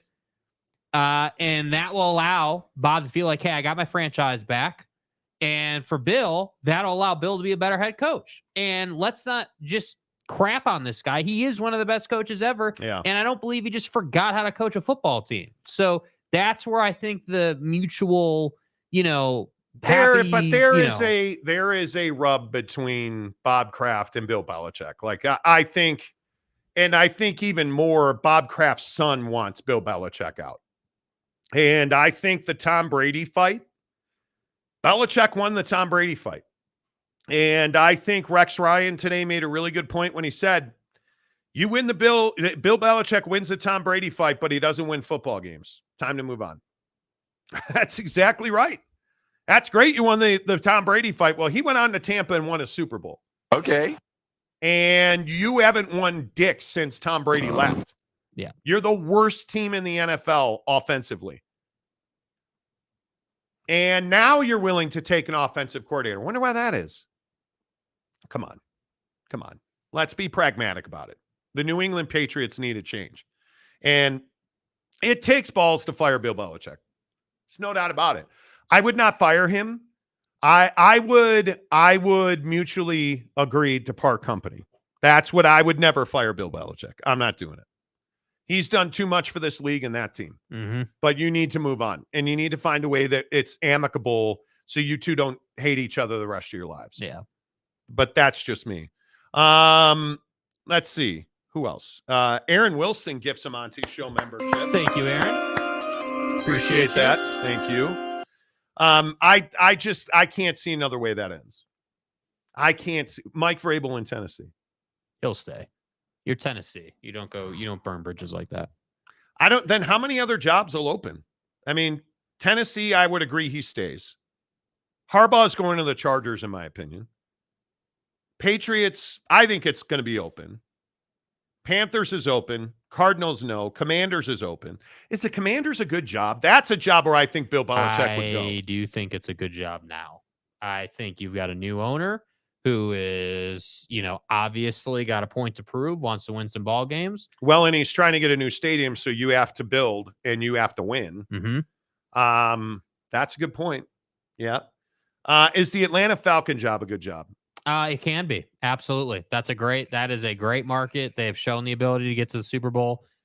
Just haven't recently. Terrible personnel decisions, in my opinion. Okay, a couple more because I don't want to waste your Stephen Keel. What about Mike Tomlin? They're not firing Mike Tomlin. Oh, that guy would have every open job available to him. Why would you fire him? Now, do you want to make changes? You better figure out the quarterback position there. How am I saying that out loud? Does that not ring your eardrums when I have to take, the Chicago Bears, you guys better figure out the quarterback. It's the NFL. What do you mean? So let me get this right, Steeler Nation. You went from Ben Roethlisberger to nobody. And yes, Mason Rudolph constitutes nobody. Kenny Pickett constitutes nobody. Both of those guys are not Ben Roethlisberger. So you might want to figure out how to get someone reliable back there, because I actually think you have some decent weapons. Not great, but decent, right? Like, imagine if you had Jake Browning back there. You're probably a little bit better than you are now. He's not amazing, but he's better than what you got. I don't believe that Kenny Pickett's an NFL franchise quarterback. No. I don't. I think Najee Harris is great. Deontay Johnson's proven himself a little bit, I think. George Pickens has got to stay healthy. Their offensive line is good, not great. You see what I mean? Like, you've got some names. You have enough to work with. TJ Watt injury. How does that happen, dude? You jump up in the air and you get sniped on a knee injury? How does that happen? No idea. Like, I mean, you're not the Miami Dolphins, who I think just have the worst luck in the world. Good Lord. Main event. How are you, main event? The Patriots need to get rid of the defensive culture mentality. The league has changed. Pete Carroll needs to go also. He'll never get fired in Seattle. I don't think that I think the Ravens are literally showing you can win Super Bowls with defense. You can. It's an ability to win. It's an ability to get a stop. I totally disagree. The Baltimore Ravens are showing you that when you have a defense, yes, better develop your passing quarterback, and then you can compete for Super Bowls, which I would remind you they are not competing for a Super Bowl yet. Got to win a playoff game. Not to be a jerk about it. That's the only thing left, in my opinion. I need to see Lamar win big games, consecutive weeks, to get him to the Super Bowl. And then once you're in Las Vegas this year, go perform at a high level. You're not winning Super Bowls in this league with a run-first quarterback. It's not, and this league is littered with how many hits is Justin Fields going to take? The Green Bay Packers are still, I think, one of the dirtiest teams in the NFL. And I'll drop that motherfucker. 2 times yesterday, dirty ass hits. Not a single flag to be thrown. It's not. You can't have a running quarterback. I need a guy who runs to create throwing opportunities, which Lamar Jackson now does. That's why. I don't think, Yeah. Yeah, absolutely, man. It's just me. I guess it's just me. Mr. Downtown, correct, Monty, we are San Antonians here. Who's your guy? Who's your guy? San Antonians here. There's the way. Mark 324. Bill Belichick would fit in with Washington. I think incredibly well, Mark. I think you're exactly right. Carruthers. I always thought Brady was given too much credit until he won with the Buccaneers. Ooh, that's a good point. Turned out he cold-hearted coach was the one I was giving too much credit to. I think that's a great point. Great point. Woodworth, they need to change the name. Commanders is offensive to me by how bad it is. Don't be a jerk. They do need to change the name. But you're being a jerk about it. It's offensive, man. And yes, somebody walked into our office today and was like, is it true that there's a petition to bring back the Redskin name? Yeah. And it's got tons of signatures. We're getting somewhere. Where are we at in society today? Dude, I have no idea. Where are we at in society today? Who knows how the Commander's job will be too early with new ownership. They're going to spend money, which is the first, I think, bullet point to a good job. But you're right. It's too early. Dude, if you're a head coach, you have an insurance policy there. If you lose, yeah, you get free merchandise. Yeah, I mean, if you lose, all right, it's hey, you Fanatics. Yeah, I get it. So right? Hey, new ownership, we lost. You guys didn't do enough. Okay, new ownership. Oh, you won. You guys are amazing. You did everything I need you to do, and you're just out here coaching great talent.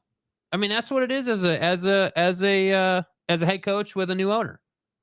Yeah. Oh no. Josh Harris founded Apollo Global Management. That dude. Yeah, that's right. That's right. He used to own the 70s. I'm a terrible person.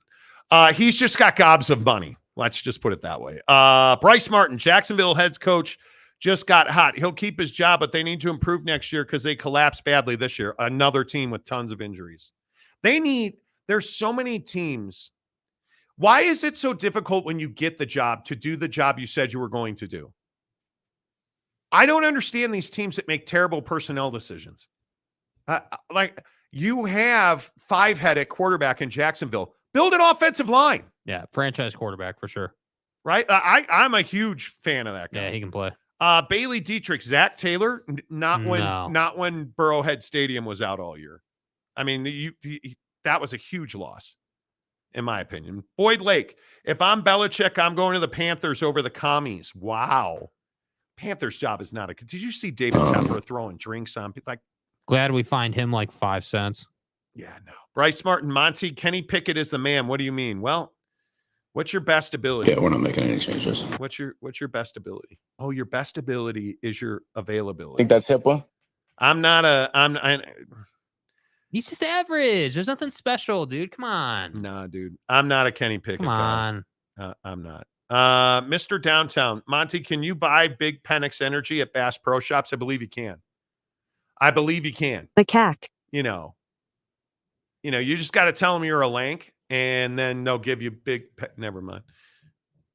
What?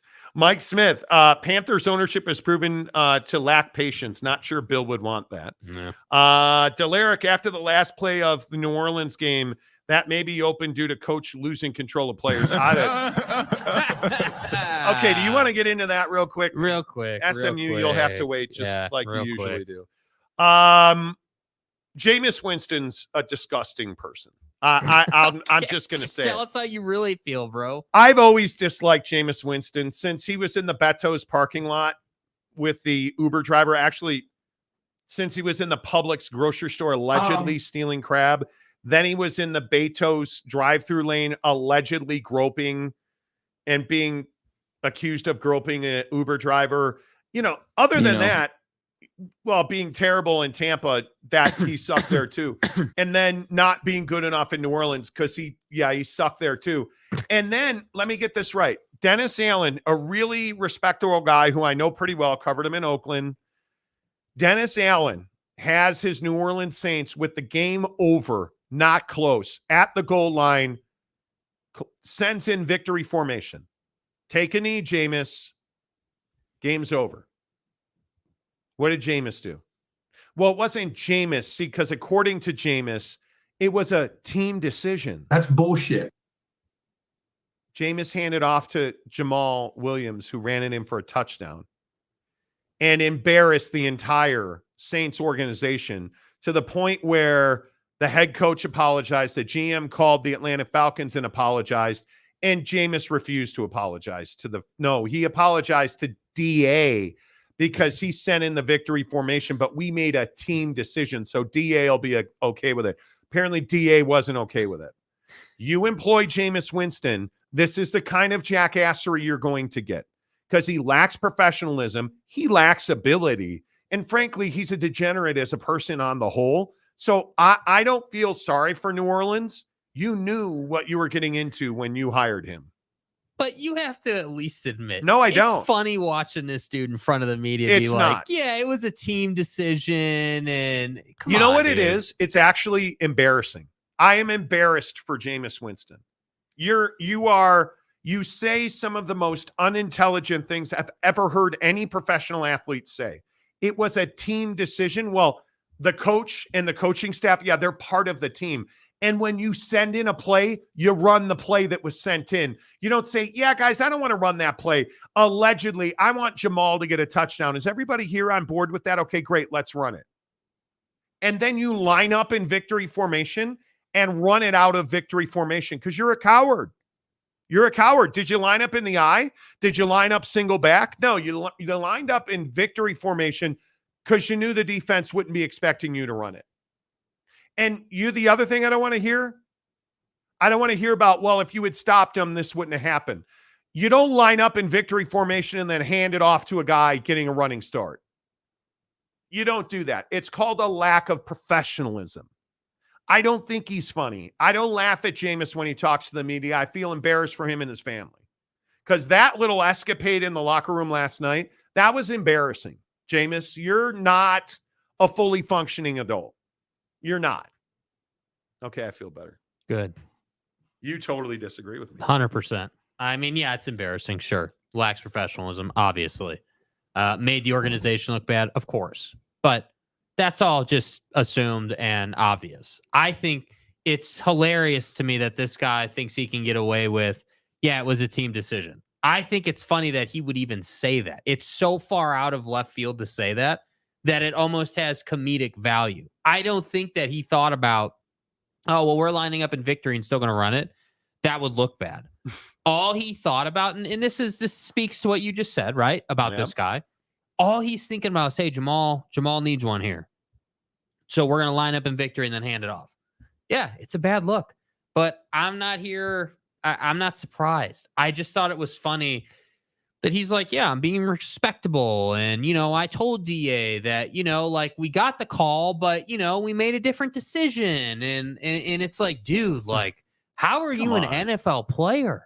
Like, that's what's amazing to me is like, this guy's got a cannon of an arm, but is so bad he never plays. And then when he does play, he does stuff like this. That's why I think it's funny because he can't get out of his own way. Yeah. He could probably be a serviceable starter if he would commit himself, but he won't, which is why he will never be a starter again, which is the true shame in all of it. Yep. Tanner Plummer. LOL, Monty, let's be real. You don't like Jameis because he went to Florida State. That must be it. I actually liked him in Tampa. I just think no. Jack, I like Jameis' decision, but you cannot say it was a team decision. You liked that decision? Why? What is there to like about that decision? Running the football out of victory formation. What is there to like about that decision? What am I like? It. I don't know. Maybe I'm just the old man Monty with a stick in the mud. Get off my lawn, man. I was furious when I saw that happen. You don't humiliate your opponent like that. It's Washington and Atlanta. There's some rivalry there. Or New Orleans and Atlanta. There's some rivalry there. I get it. You don't humiliate your opponent like that. You just don't do that. Phoenix Master. What's up, man? Jameis making himself look stupid. Indeed. Yep. Jeff Woodworth, famous Jameis crab legs. I've heard those are available now at Publix throughout the state of Florida. Eric Wasikowski from Plymouth Canton. What's up, my guy? Who's Jameis Winston? Exactly right. Mike Smith, coach got his ass reamed by the opposing coach. Yeah, did you guys see Arthur? I'm about to get fired, so I'm going to light that ass up, Smith. Dude rolls up to the middle of the field and is like, what the F is that? What is that? And you saw Dennis Allen, who, again, is a really good human being, telling him, I didn't call that. I sent in victory, and it doesn't matter. Only to go and get fired on the tarmac at 12:01. And exactly right, Mike Smith. What a turd. Exactly. James, this is frustrating. They make a jab at Mason Rudolph.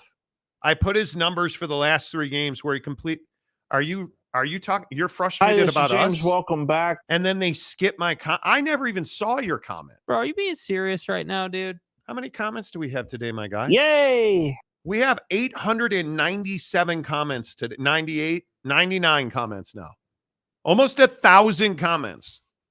You make a comment about Mason, I'm an average-ass quarterback, Rudolph, and you're upset like I skip. I'm like, oh, it's James. I'm not going to read it. What do you don't always have to be negative. Mason Rudolph. I happen to have his stats sitting here because I'm looking at their quarterback stats. What do you think his career completion percentage is? How about 63%? Oof. What do you think his touchdown and interception ratio is? How about 19-11? Oh, dude.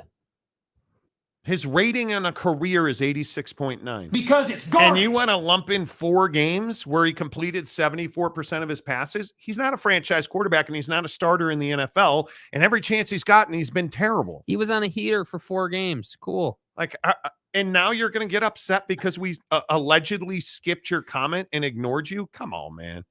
Aaron Wilson only read my comments about Taj Brooks greater than Ollie Gordon, and we ignored every other one.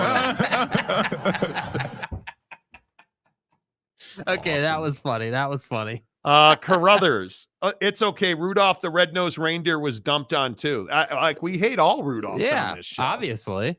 Sean Rollins, dude has his stats copy and pasted. I don't know why you would do that. Oh, because anybody on a guess where Mason Rudolph went to college? It is championship week. Yay. Like, are you really that upset that your one comment with stats? Was it the stool water reference last week? This is the part where I'm like, how serious do you hyenas take this show? I can't believe Monty did that. It's a rigged comment section. What a prick. Come on. Come on, James. Come on. Mike Smith, James got Aaron Cap mad. I know. Delaric, I like Mason, but he's a good backup. And nothing wrong with that. Bryce Martin, Mason, Miles Garrett almost killed me. Yeah. Y'all remember that? That was amazing. The helmet swinger. Jack says, I honestly thought Arthur Smith was just mad about running up the score in the rivalry game.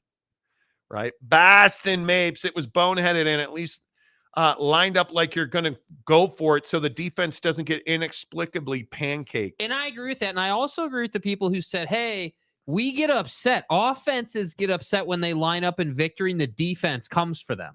It's the same thing, dude. I agree. You don't do that. That doesn't change the fact I took great enjoyment out of him lying his ass off in the post-game media session, talking about how it was a team decision, dude. Come on.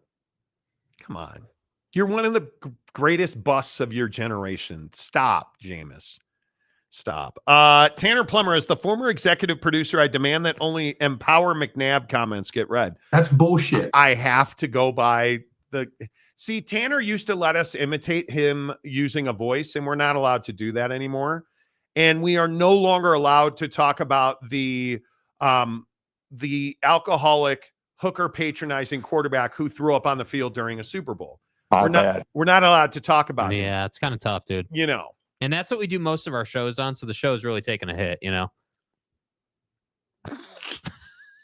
Boyd Lake, I remember when Myles Garrett went crazy on Rudolph's head with his own helmet. A genuinely scary NFL moment. So don't even think about messing with me. How, man? James, Monty isn't a prick. Oh, thank you. Oh, excellent. No, you know, you're not a prick. You're just a jagoff. It's different. Big difference. Yeah. I never claimed that Rudolph is a superstar. What are we talking about? Ollie Gordon? God. I never said Ollie should win the Super Bowl.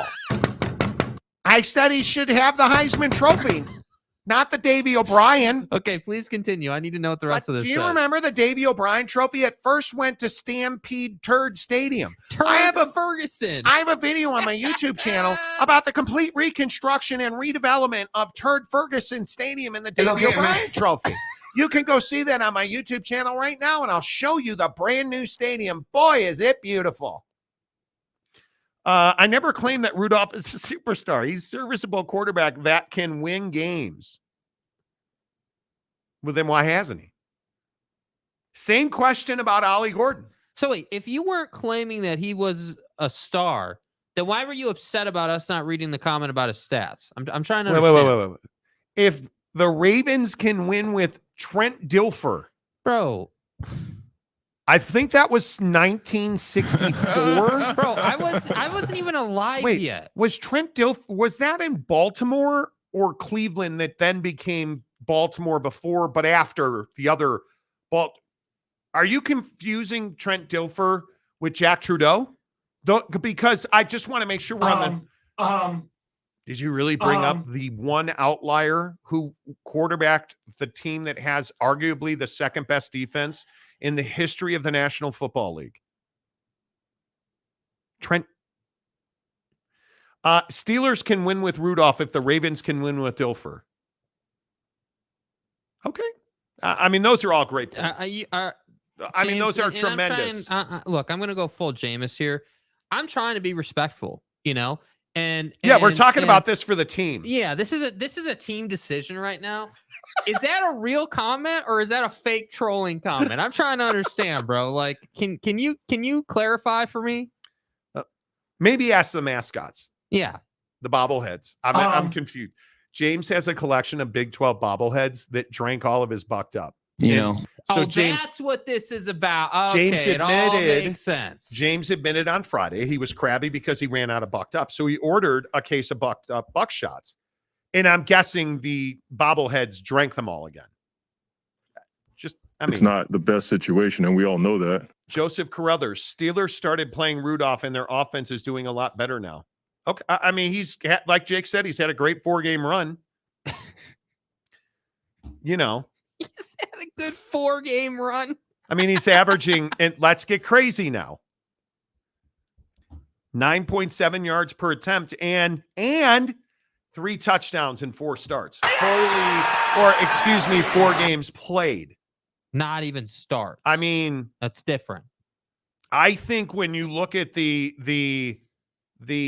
Baltimore game, which is the best team he saw by far this week, 18-20 for 152 yards, 7.6 average, 1 touchdown, 3 sacks. And then, I mean, Seattle, I think isn't Seattle the best defense in all the NFL? Well, yeah, I mean, the gum destroyers are legit. The Legion of Boom. Where he threw for 274, no touchdowns. Cincinnati, again, even better than Seattle. I'll stop. Listen. Arrowhead my ass! He's had a nice little 4-game stretch here. Started 3 of them. He's had chance after chance to start. Why are you losing your ever-loving mind? What's the real issue here, Mason Rudolph? Who cares? Was it the Big 12 championship game? Is that what we're salty about today? Or, what are we talking about? Steelers Mason Rudolph is going to win us the Super Bowl is like Jets fans saying Zach Wilson will get us to the playoffs until Rodgers comes. But see what you've started on the show, James. Bryce Martin, what Monty says about current and former Oak State players. They're all right, but not great. Because it's garbage. Phoenix Mastiff. Are the Steelers going to start Kenny or Mason? Please start Mason Rudolph. It's the only chance you have to win the Super Bowl. Good. I mean, that and Troy Polamalu. Those 2 players are critical for your Super Bowl. Do you think Kenny Pickett uses Head and Shoulders for men? I don't know. I think it's a chance. There's a chance. Carruthers, look at their points scored the past few games. They never let poor Rudolph play in any football game. Okay, can we move on, James? It's always all in fun until Oak State comes up, and then it's not fun. I'm looking forward to your video tomorrow, James. Now, look, you look at the facade of the stadium. James has a YouTube channel. Hi, this is James. Welcome back. Yay. And you should all go. Yay. You should all go subscribe to his YouTube channel. He talks about all the stadiums around the country in his YouTube channel. People will read your positive shit. Yeah. Like, hey, this stadium used to be in Stillwater. Now it's new, so it's in Stillwater. Yay. Excellent. And he did a great video on the Cotton Bowl. Mm-hmm. So I'm going to move on because it feels awkward now. right? And I mean, it's not nearly as awkward as SMU not getting any of the college football playoff money that, You know, let's talk SMU football on the Monty program. Those of us that know SMU know that they run Dallas, and Dallas is SMU. Tarrant County. Only it's not. No, actually, it's Dallas County. Thanks. SMU, joined the ACC. And as part of that agreement, said, we're not going to take a penny of media rights distribution for like 37 years.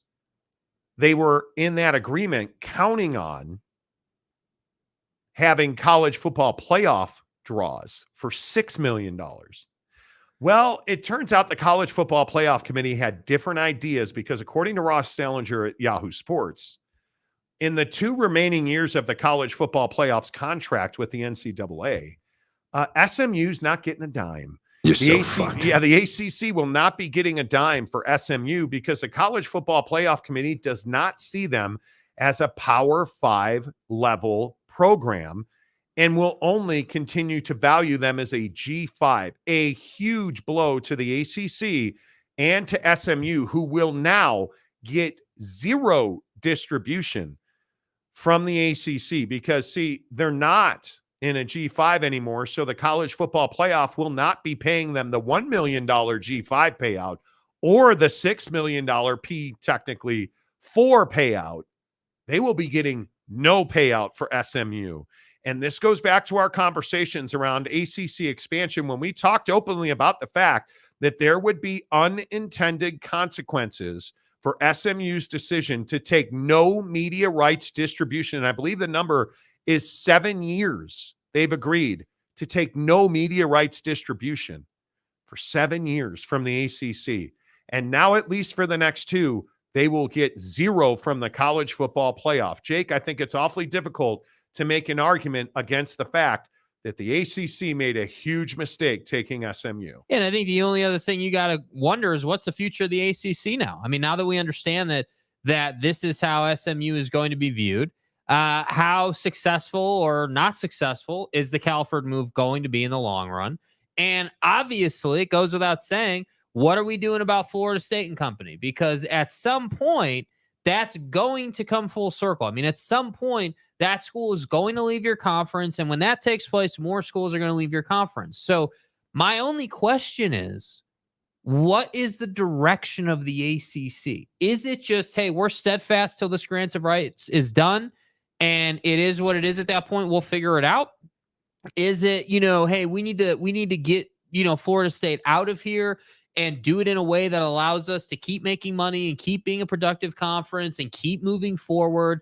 Like, I'm just curious how they're going to figure this out, because it is pretty tough sledding right now, man. Like, the Florida State stuff happened. You're in a fight with them.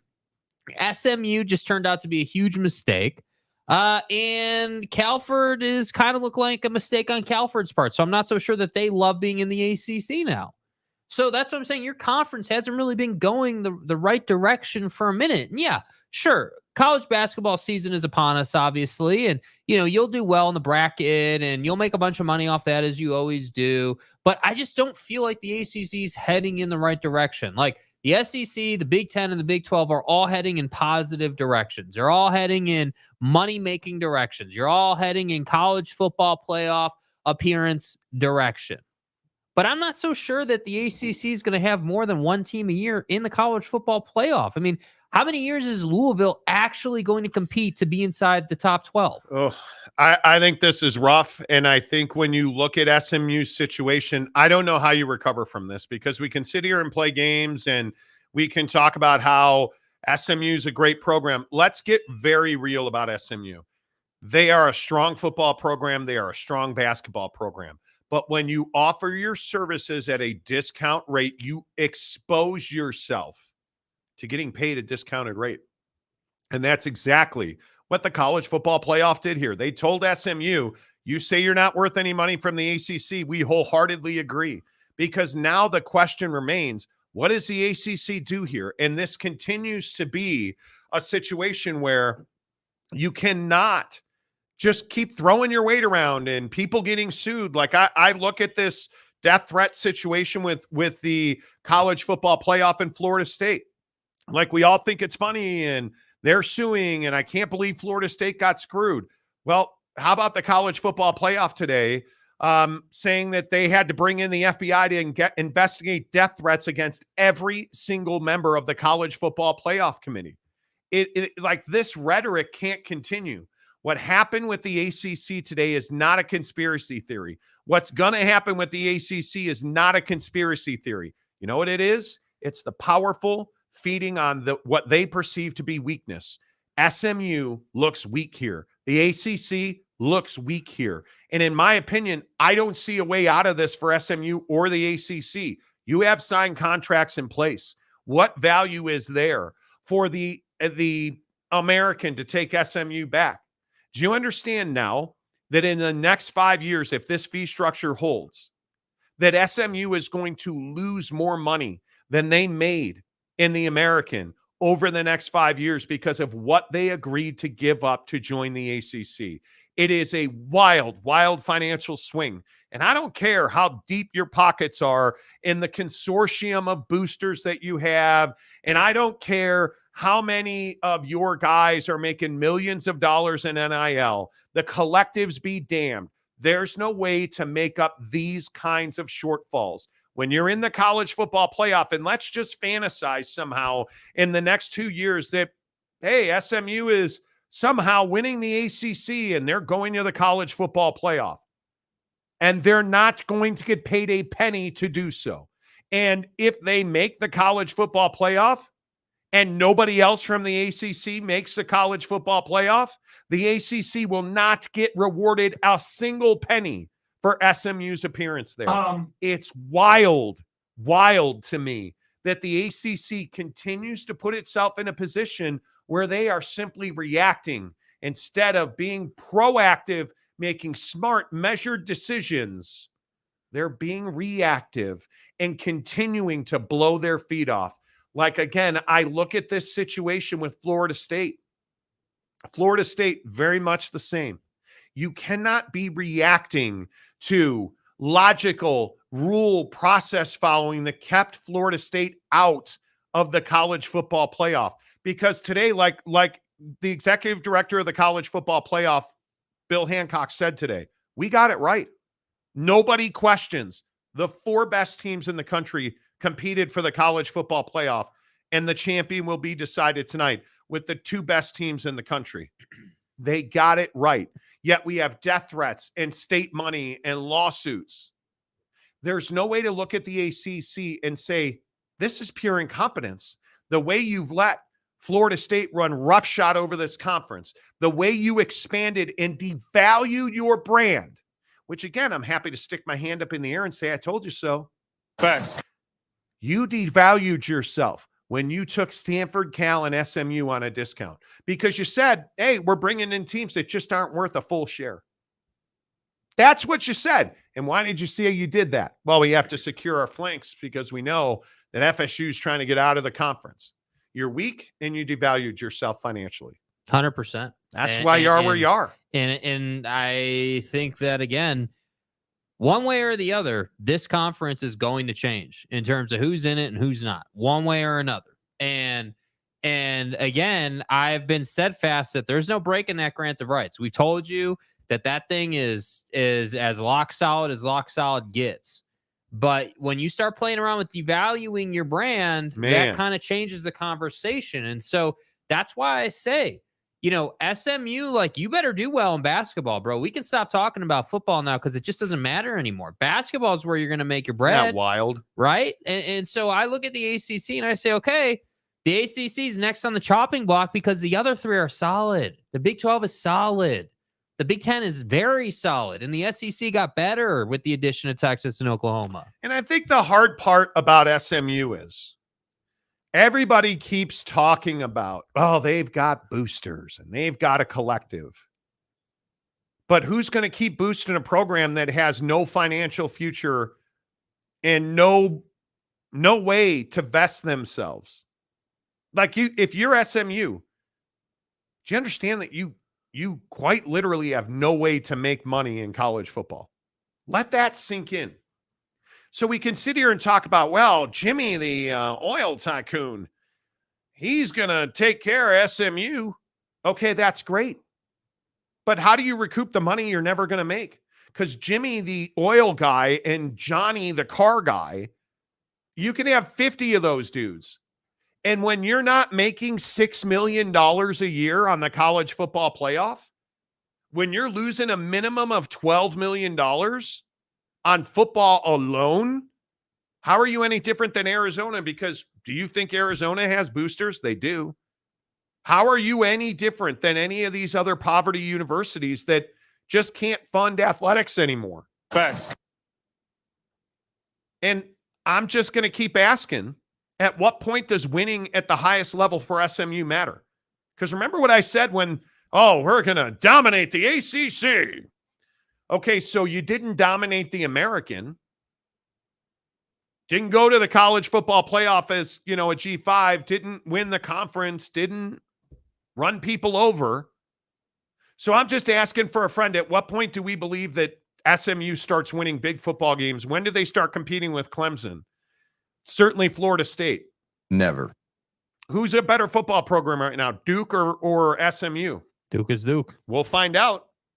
But at what point does winning games on the field become a matter of financial viability? Yeah, I just think that in college football, winning is not, there's not enough priority put on winning overall. I mean, again, it's the Calford situation. I don't care that you're really smart in the classroom at Stanford. Nobody cares. That's great, and that's awesome, and that's, again, great. But when we're talking about paying for your athletic department, that ain't helping you, dude. And to me, if you're the ACC, I hope you paid attention to the Pac-12 situation, because you're 3 years, 4 years of not making money away from that. I was just going to say, did you not just watch the Pac-12 meltdown because they made really stupid business decisions? You just cost yourself a $12 million, bro. Are you not paying attention? Apparently not. I mean, that's those who do not learn lessons from the past. What's going to happen? They're going to fail based on the fact that they didn't learn lessons from the past. Yes. They are doomed to fail in the future, man. Yes. It's remarkable to me that the ACC. Sean Rollins has been a member of the show for a month. And he gifts 5 Monty Show memberships. Go, baby. Go. Let's go. Appreciate that. Delaric says, after the last play of the New Orleans game, that may be open due to the coach losing control of his players. Well, I would fire Dennis Allen. I would. I'd absolutely fire Dennis Allen. About 1 hour away from the start of the college football playoff. We'll get back to that after we get your comments on SMU. Bryce Martin, SMU literally bringing in a handful of people in Dallas and has no reach across the state. You are getting hardly reach from them. And we had this debate, and Bryce, I think you spearheaded this debate on our show. Like, you're not Baylor. Are you Houston? I don't think you're Houston. You're not TCU. You're not Texas. You're not Tech. You're not Tech at all. Are you Rice? You're probably Rice. You're probably Rice. Because you're not this whole thing about how the ACC now has a pipeline to Dallas. Really? I don't know if you heard, but the guys in Austin, I think that's the pipeline. And after that, Texas belongs to the Big 12. I'm for real. And you can, but Monty, what about College Station, bro? What about it? What about it? Well, the SEC in the Omni Hotel. No, that'd be Texas. And the other thing that I think is fascinating, who's got more pull in the state of Texas? Oklahoma as a recruiting body or SMU? Come on. Oh, I know. That's a sacrilege. But I think it's also a fact. Could be wrong. Big Daddy Magic. Oh, boy. Let me guess. This is the Josh Allen's the best. We're winning the Super Bowl take. SMU needs to have Victor week. That's 1.9 billion money gap. That must be it. Are you ready to admit that Josh Allen is a complete fraud as a star quarterback in this league?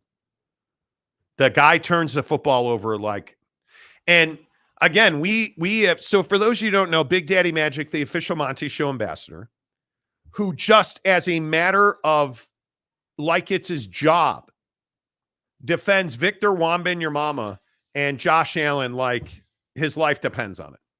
Victor's the way. And I've defended Josh Allen for a good part of this season. You can't defend the turnovers last night. No.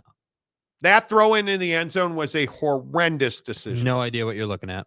Throwing the ball up in the air and then claiming that your receiver, Gabe Davis, fell down because he was tripped. And then, well, it turns out he tripped on himself and injured himself, actually. Did he make plays to win the game? Yes. Was Josh Allen impressive last night? No. No, he wasn't. And Buffalo, hey, I think it's great you got into the postseason tournament. I think that's huge.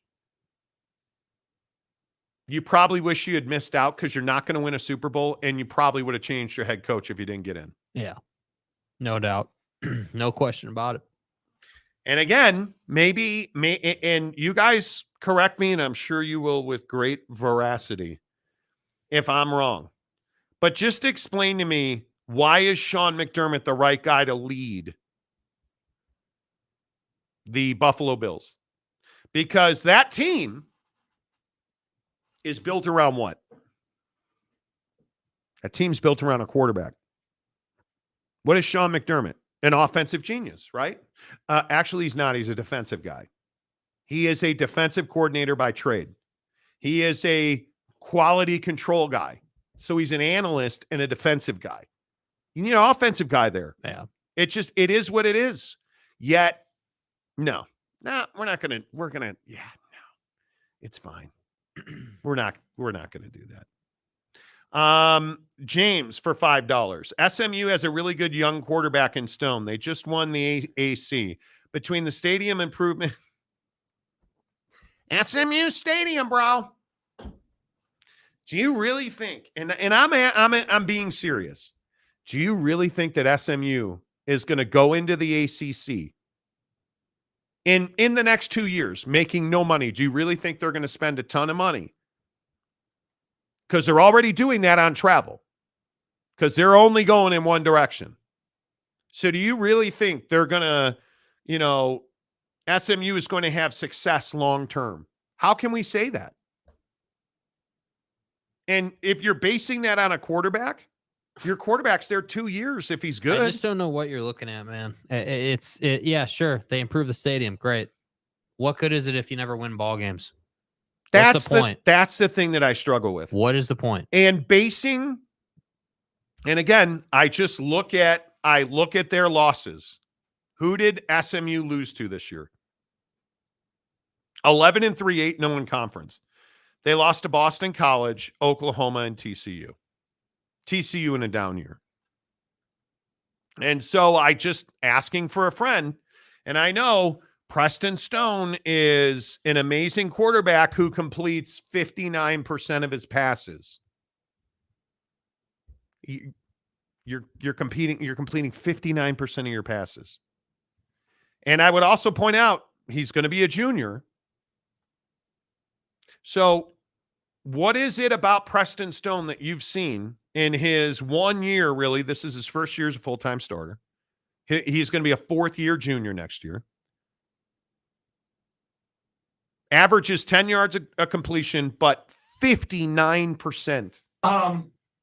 What is it that you see out of SMU where you're like, they're going to be fine long-term? Nobody's fine long-term with talent that you're not going to be able to compete for the best talent because you're not out recruiting. And again, asking for a friend. Yep. Which P5 university in the state of Texas is SMU going to out recruit? Because I got news for you.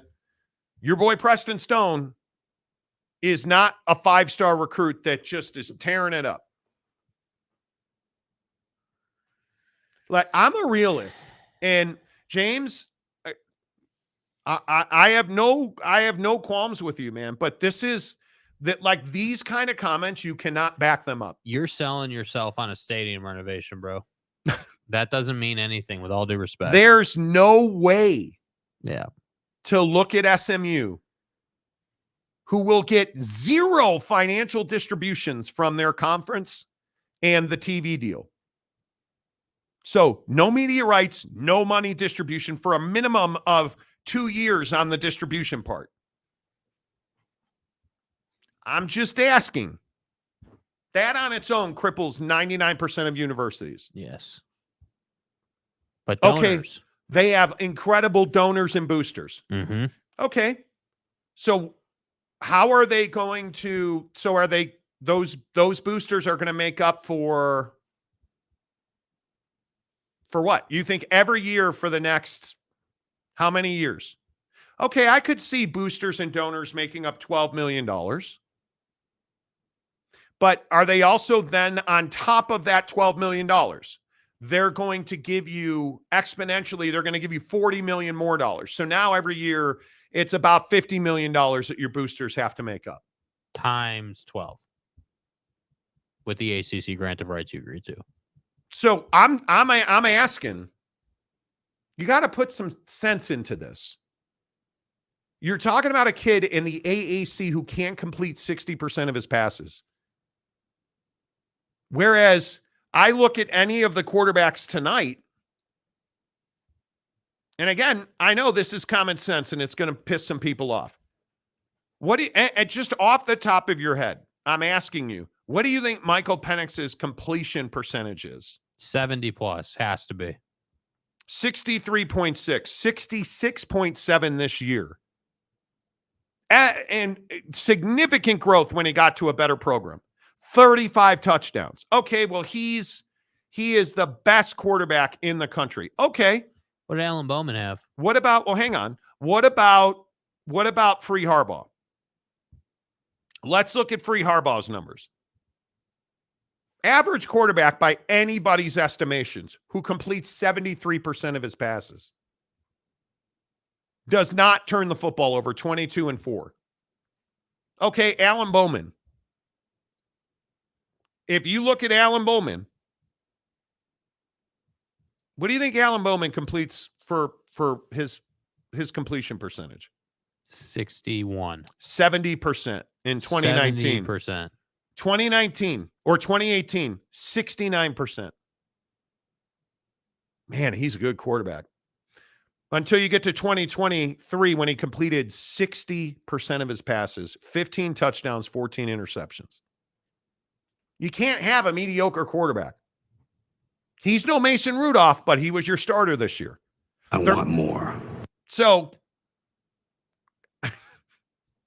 yeah, that's probably true, Johnny. Today, James is the official mayor of Trigger Monty. I'm tired. Trigger Mike. I'm a little tired of the nonsensical. Well, SMU's fine. Look at this beautiful new stadium. Did you see that new hot dog roller they have Stalwartness on the main concourse? That hot dog roller puts out the most consistent hot dogs. Nice meat. How does that help you win games? And by the way, winning games doesn't matter anymore after today. Just asking. Good luck. Asking for a friend. Good luck. James says Preston Stoney has 3,197 total yards, 28 touchdowns, 6 interceptions, and a 71 QBR. So what is and I'm only see again. I know it's common sense. I'm only looking at his P5 opponents because that's who he's going to play. He's not playing Jimmy's Texaco station gas attendant. Dude, it's directional Alabama. Come on. He's not playing direct. Dude. He's not playing directional Mississippi State. What about Chattanooga? Chattanooga Technical Institute of Freon installation. Poughkeepsie State. Now he's going to have to play Florida State. Now he's going to, well, that's the only team in that conference anymore. We've graduated from Bishop Sycamore. No, here's the other thing too. And I know it's crazy. But did you guys see the transfer quarterback that Miami got? Did anybody notice that? Because they got a guy that can legitimately throw the football. And I know that people are like, well, Monty, I don't want to hear about the transfer portal. But if you're SMU, boy, if you're SMU, why aren't you in the portal looking for a quarterback? Oh, that's right, you are, but nobody wants to play for you because you're never going to win a game. That's those are the conversations when we talk about these quarterbacks, and you guys don't give a shit about this, but when we talk about these quarterbacks, that's how my mind works. Okay, this kid's at SMU, and they just won the AAC. Now, they played your mom's knitting circle most weeks. Well, let's see what their non-con was like. Their non-con was not. They got their ass kicked in non-con. Well, now they're coming over. Now every week is non-con. Okay, that's not good. That's not good, right? But if we look at Miami, the Canes of Hurricane, yeah, and they're in absolute disarray. Mario Cristobal, I think, and Jake has said this many, many times. Yeah, you're terrible. Mario Cristobal is probably not a good coach. Garbage. But Reese Poffenbarger is a really good quarterback. Mm-hmm. And if you don't know who that is, and here's again why I tell you, stop talking to me about star ratings. This kid was a 2.4 coming out of high school. And when you look at Reese Poffenbarger, nice name, Slick. How do you take a guy Albany? My bad. Oh. He went to the Albany Institute of Muffler Repair. My bad. How do you make the decision to take Reese Poffenbarger? Well, here, let me explain to you why. Maybe it's because Homie Cat this year threw for 36 touchdowns. Now he had 13 interceptions. But the guy throws the football all over the damn field. And when you watch his tape, you don't care about his low completion percentage. Perfect example. He's a 60% completion guy. But what do you see? Well, he's at Albany. You can coach his mechanics. That's the first thing that jumps off the tape at you. His mechanics are average at best. He's a big time step and throw guy. Well, now if I make him a pivot thrower, and there's no doubt Cristobal can coach, and he's got a good coaching staff. They just are terrible in games. But you look at this guy's numbers, and he threw his highlights jump off the page at you. That kid's a stud. So when we talk about throwing out stats, and I'm happy to do that, forget the stats. What are we judging people on then? I judge if we're going to throw out stats, you better have tape that just jumps off. Like you better just have, holy crap. You better have. I'm for real. Does our guy Stony Boy at SMU have great tape? He does not. Stony Boy. He does not have great tape. And the only tape that matters is what they did. Like if you go back to the TCU game, and they were never really in the TCU game. If we're being honest, 16 of 35, 258 and 2 interceptions. Obviously not. And I will point out, okay, well, TCU, decent defense, right? No, not a great defense. Colorado beat TCU. 258 passing, right? You can't turn the ball over, which they did. You can't have more time of possession and get doubled up by TCU. That's pretty much self-explanatory. So now you're not efficient against good teams. Anyway, good job, James. You completely triggered me. Ain't no reset. You know, it is. I guess it is what it is. It's fine. All right, we're 30 minutes away from the national championship game. Jake, I'm at 31-24 on this game. I think that's as far as I can go. And this is after I hit a buckshot. Right. Hour number 3 of the Monty Show, presented by our good friends at BuckedUp, buckedup.com. Whew. See, I have all kinds of energy today because I hit my buckshot. So I got my 200 milligrams of naturally sourced caffeine, a bunch of brain food. And yes, I will humble brag for a minute. It was awesome to step on the scale today and be 5 pounds lighter. And a lot of that certainly is I am working out 6 days a week now. It was freezing cold this morning here in the great state of Utah. So we worked out in the home gym, did arms today, burned 500 calories, but I'm sleeping better. I'm eating better. And my workouts are better because I'm using BuckedUp pre-workout. My energy levels are higher because I'm sleeping better, because my workouts are better because I'm using pre-workout. I use their whey protein. I use their collagen peptides. And again, I am begging you, my friends. James, you absolutely need. I'm worried about the way the system's working. You seem a little perturbed lately. Get creatine. Get on creatine. Whether you work out or not, creatine should be an everyday staple in your diet. And if you are not supplementing your creatine, if you're 30 or older and you're not supplementing creatine, you're missing out, because it's great for your brain. It's great for your muscles. All of us that use creatine on a daily basis, every single day, it's the first supplement I take. I'm telling you, it's a difference maker. I use 6-point creatine from BuckedUp. Get to buckedup.com. Use the promo code Monty. Save yourself 20% off at checkout. Yes, I am thrilled. Yes, Gumby, whey protein. I'm thrilled to be back in shape. It feels so good to be, like, I put on a vest that I had not put on for a while. Big. I loved it. And the funny thing is, Mrs. Monty and I have some legitimate fitness goals this year, mainly because I want to be a better golfer. But just to go to the barber the other day, my guy Jay Taffa telling me, he like, hey, you look good. You look like you've been working out. Like, to have people that I haven't talked to in a while see me and say, hey, it looks like you've lost weight. Because I have, man. And to be sleeping better, what were we doing? Talking to somebody today that talked about how, hey, man, my spouse snores and it drives me crazy. Lose weight. Be healthier. We've talked about snoring on the show a lot. Lose weight. I don't snore really ever anymore. And it's because I've lost weight. I'm in better shape. I'm healthier. Thanks to my friends at BuckedUp. Hook it up, buckedup.com. Jack says, let me know when they have 7-point creatine. Well, there are only 6 different kinds of creatine. So you know what's impressive? My wife using creatine and lifting weights every day. Dude, she is an ox right now. That girl is so strong. We were doing curl saying, she's like, yeah, I just don't feel anything.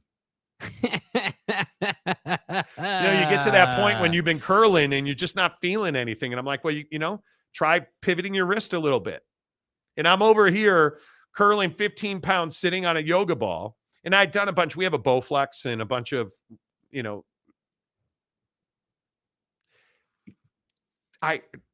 are you okay, dude? We have a bunch of I'm going to block my vision. We have Bowflex and we have a bunch of bands and stuff that we use and dumbbells. And I'm sitting over here dying, sitting on a yoga ball at 15 pounds. And she's like, yeah, these 10 pounders are just too light for me. Wow. Gumby fresh out. I saw Uncle and Ms. Monty working out on the gram. I felt inspired. Let's get it, dude. Let's get it, man. It's so important. It is so, so important. Capazzo says Huskies 38, Cheaters 24. I will tell you again. I am OG Gary, not correct. With all due respect, my guy. If any of you decide to go on creatine, make sure you drink a lot of water. Otherwise, there will be issues. That's not correct. So if you are somebody that uses creatine as an athletic supplement, a football player, a basketball player, baseline, you should be drinking enough water. So many people don't drink water, and I don't get it. If you are somebody that is using creatine for athletic ability, you need to drink more fluids. You need to be hydrated. It's not necessarily water. Creatine draws water into the muscle, makes it. Creatine does not dehydrate you. And I think this is one of those myths that a lot of people are like, oh man, you don't have to drink a ton of water. Otherwise you'll have issues. The issue is that creatine uses water inside of your muscle so that your muscle has more dexterity. It naturally, because creatine is naturally occurring in your body, it makes the muscle work more effectively. So you can move more weight, you can have more dexterity, you can have more explosiveness. But I am somebody that believes, hey, if you're a 50, 60-year-old and you're not a workout guy, whatever, you should be taking a scoop of creatine every single day for brain, heart, and nervous system health, like every single day. And I'm also somebody who believes you should not be drinking soda. I think soda is the death of people. Yeah. But no, I disagree with Gary. He's a Michigan fan. He thinks he knows everything. It's He fine. is. He absolutely is. Back to this. Huskies 38, Cheaters 24. I can't get off of the score of 31-24 Michigan. And I think the only chance that Washington has to win this game, and if it's 38-24 Washington, it would have to be a shootout. And you would have to turn Michigan over. Because I think Washington's Achilles heel is their run defense. And I also think that you are going to get a steady diet of runs from Michigan because they want to control the clock. So I am not a Jim Harbaugh guy.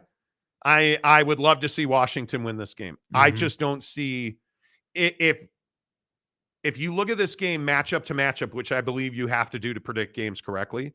I don't see how Washington wins this game unless Michael Penix is just flawless and this Michigan secondary gets chewed up and exposed as overrated. Mm-hmm. That's the only, because you're going to need big plays. You're going to need that play where Michael Penix has 4, 5, 6 seconds in the pocket to throw the football. And how are you going to get that against these Michigan D linemen and their front seven? They're so effective with their safeties. Their pre-snap deception defensively is the best in the country. I don't know how you get that.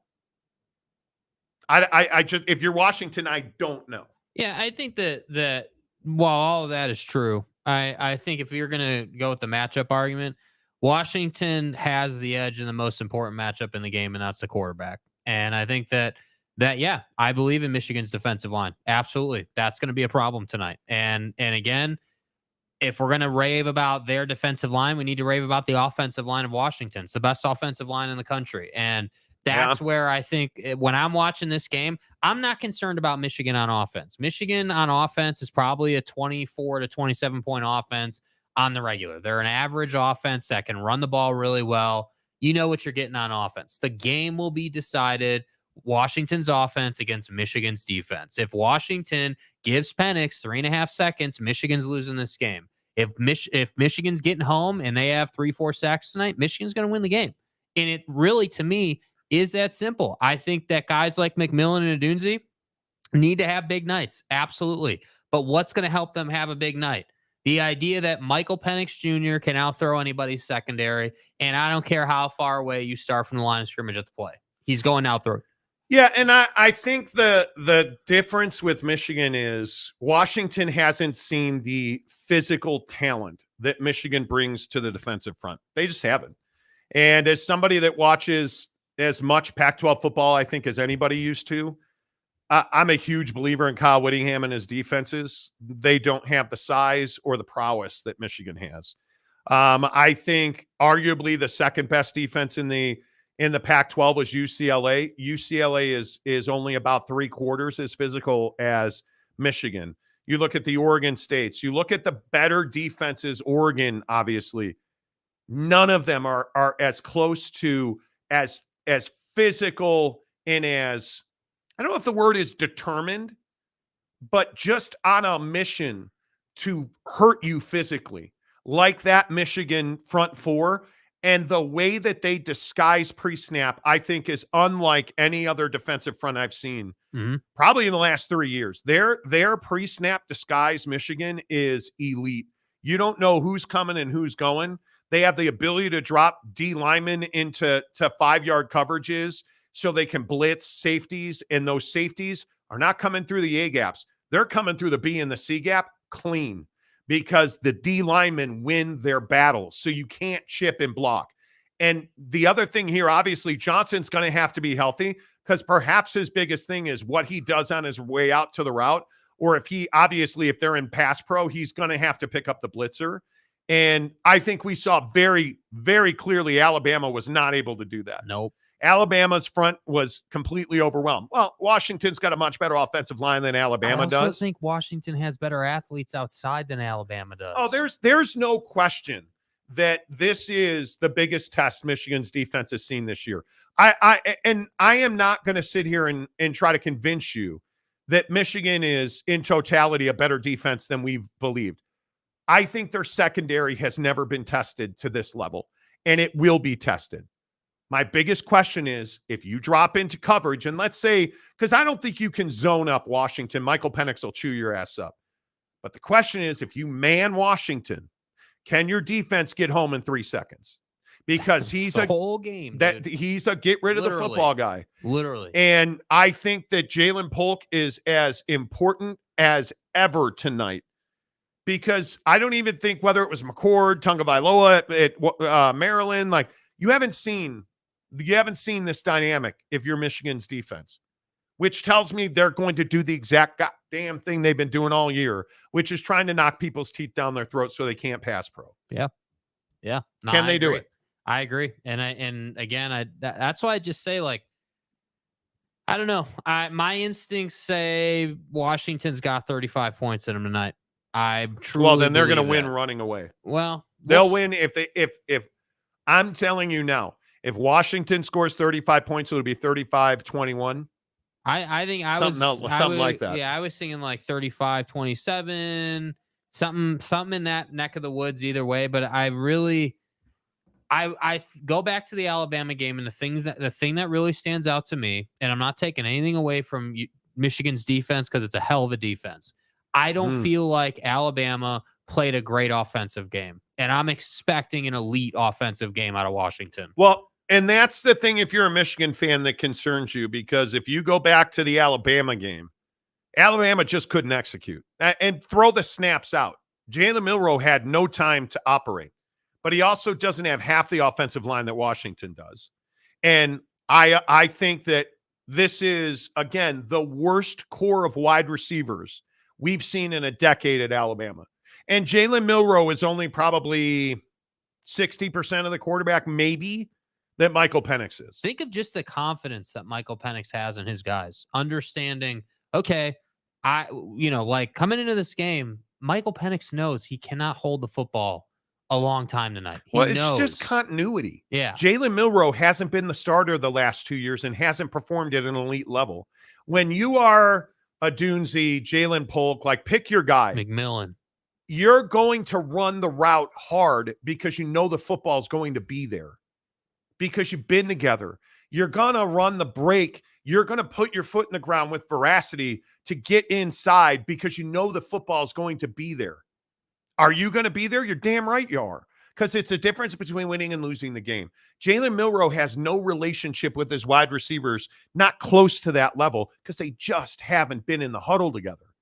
And I just think Alabama, skill position-wise, was wildly untalented. Mm-hmm. So that's why I say, again, I'm going to take Washington, 35-27. That's my pick. But I'm going to keep saying this because this is the last year we're going to see college football in this way. No matter who you're a fan of, appreciate this game.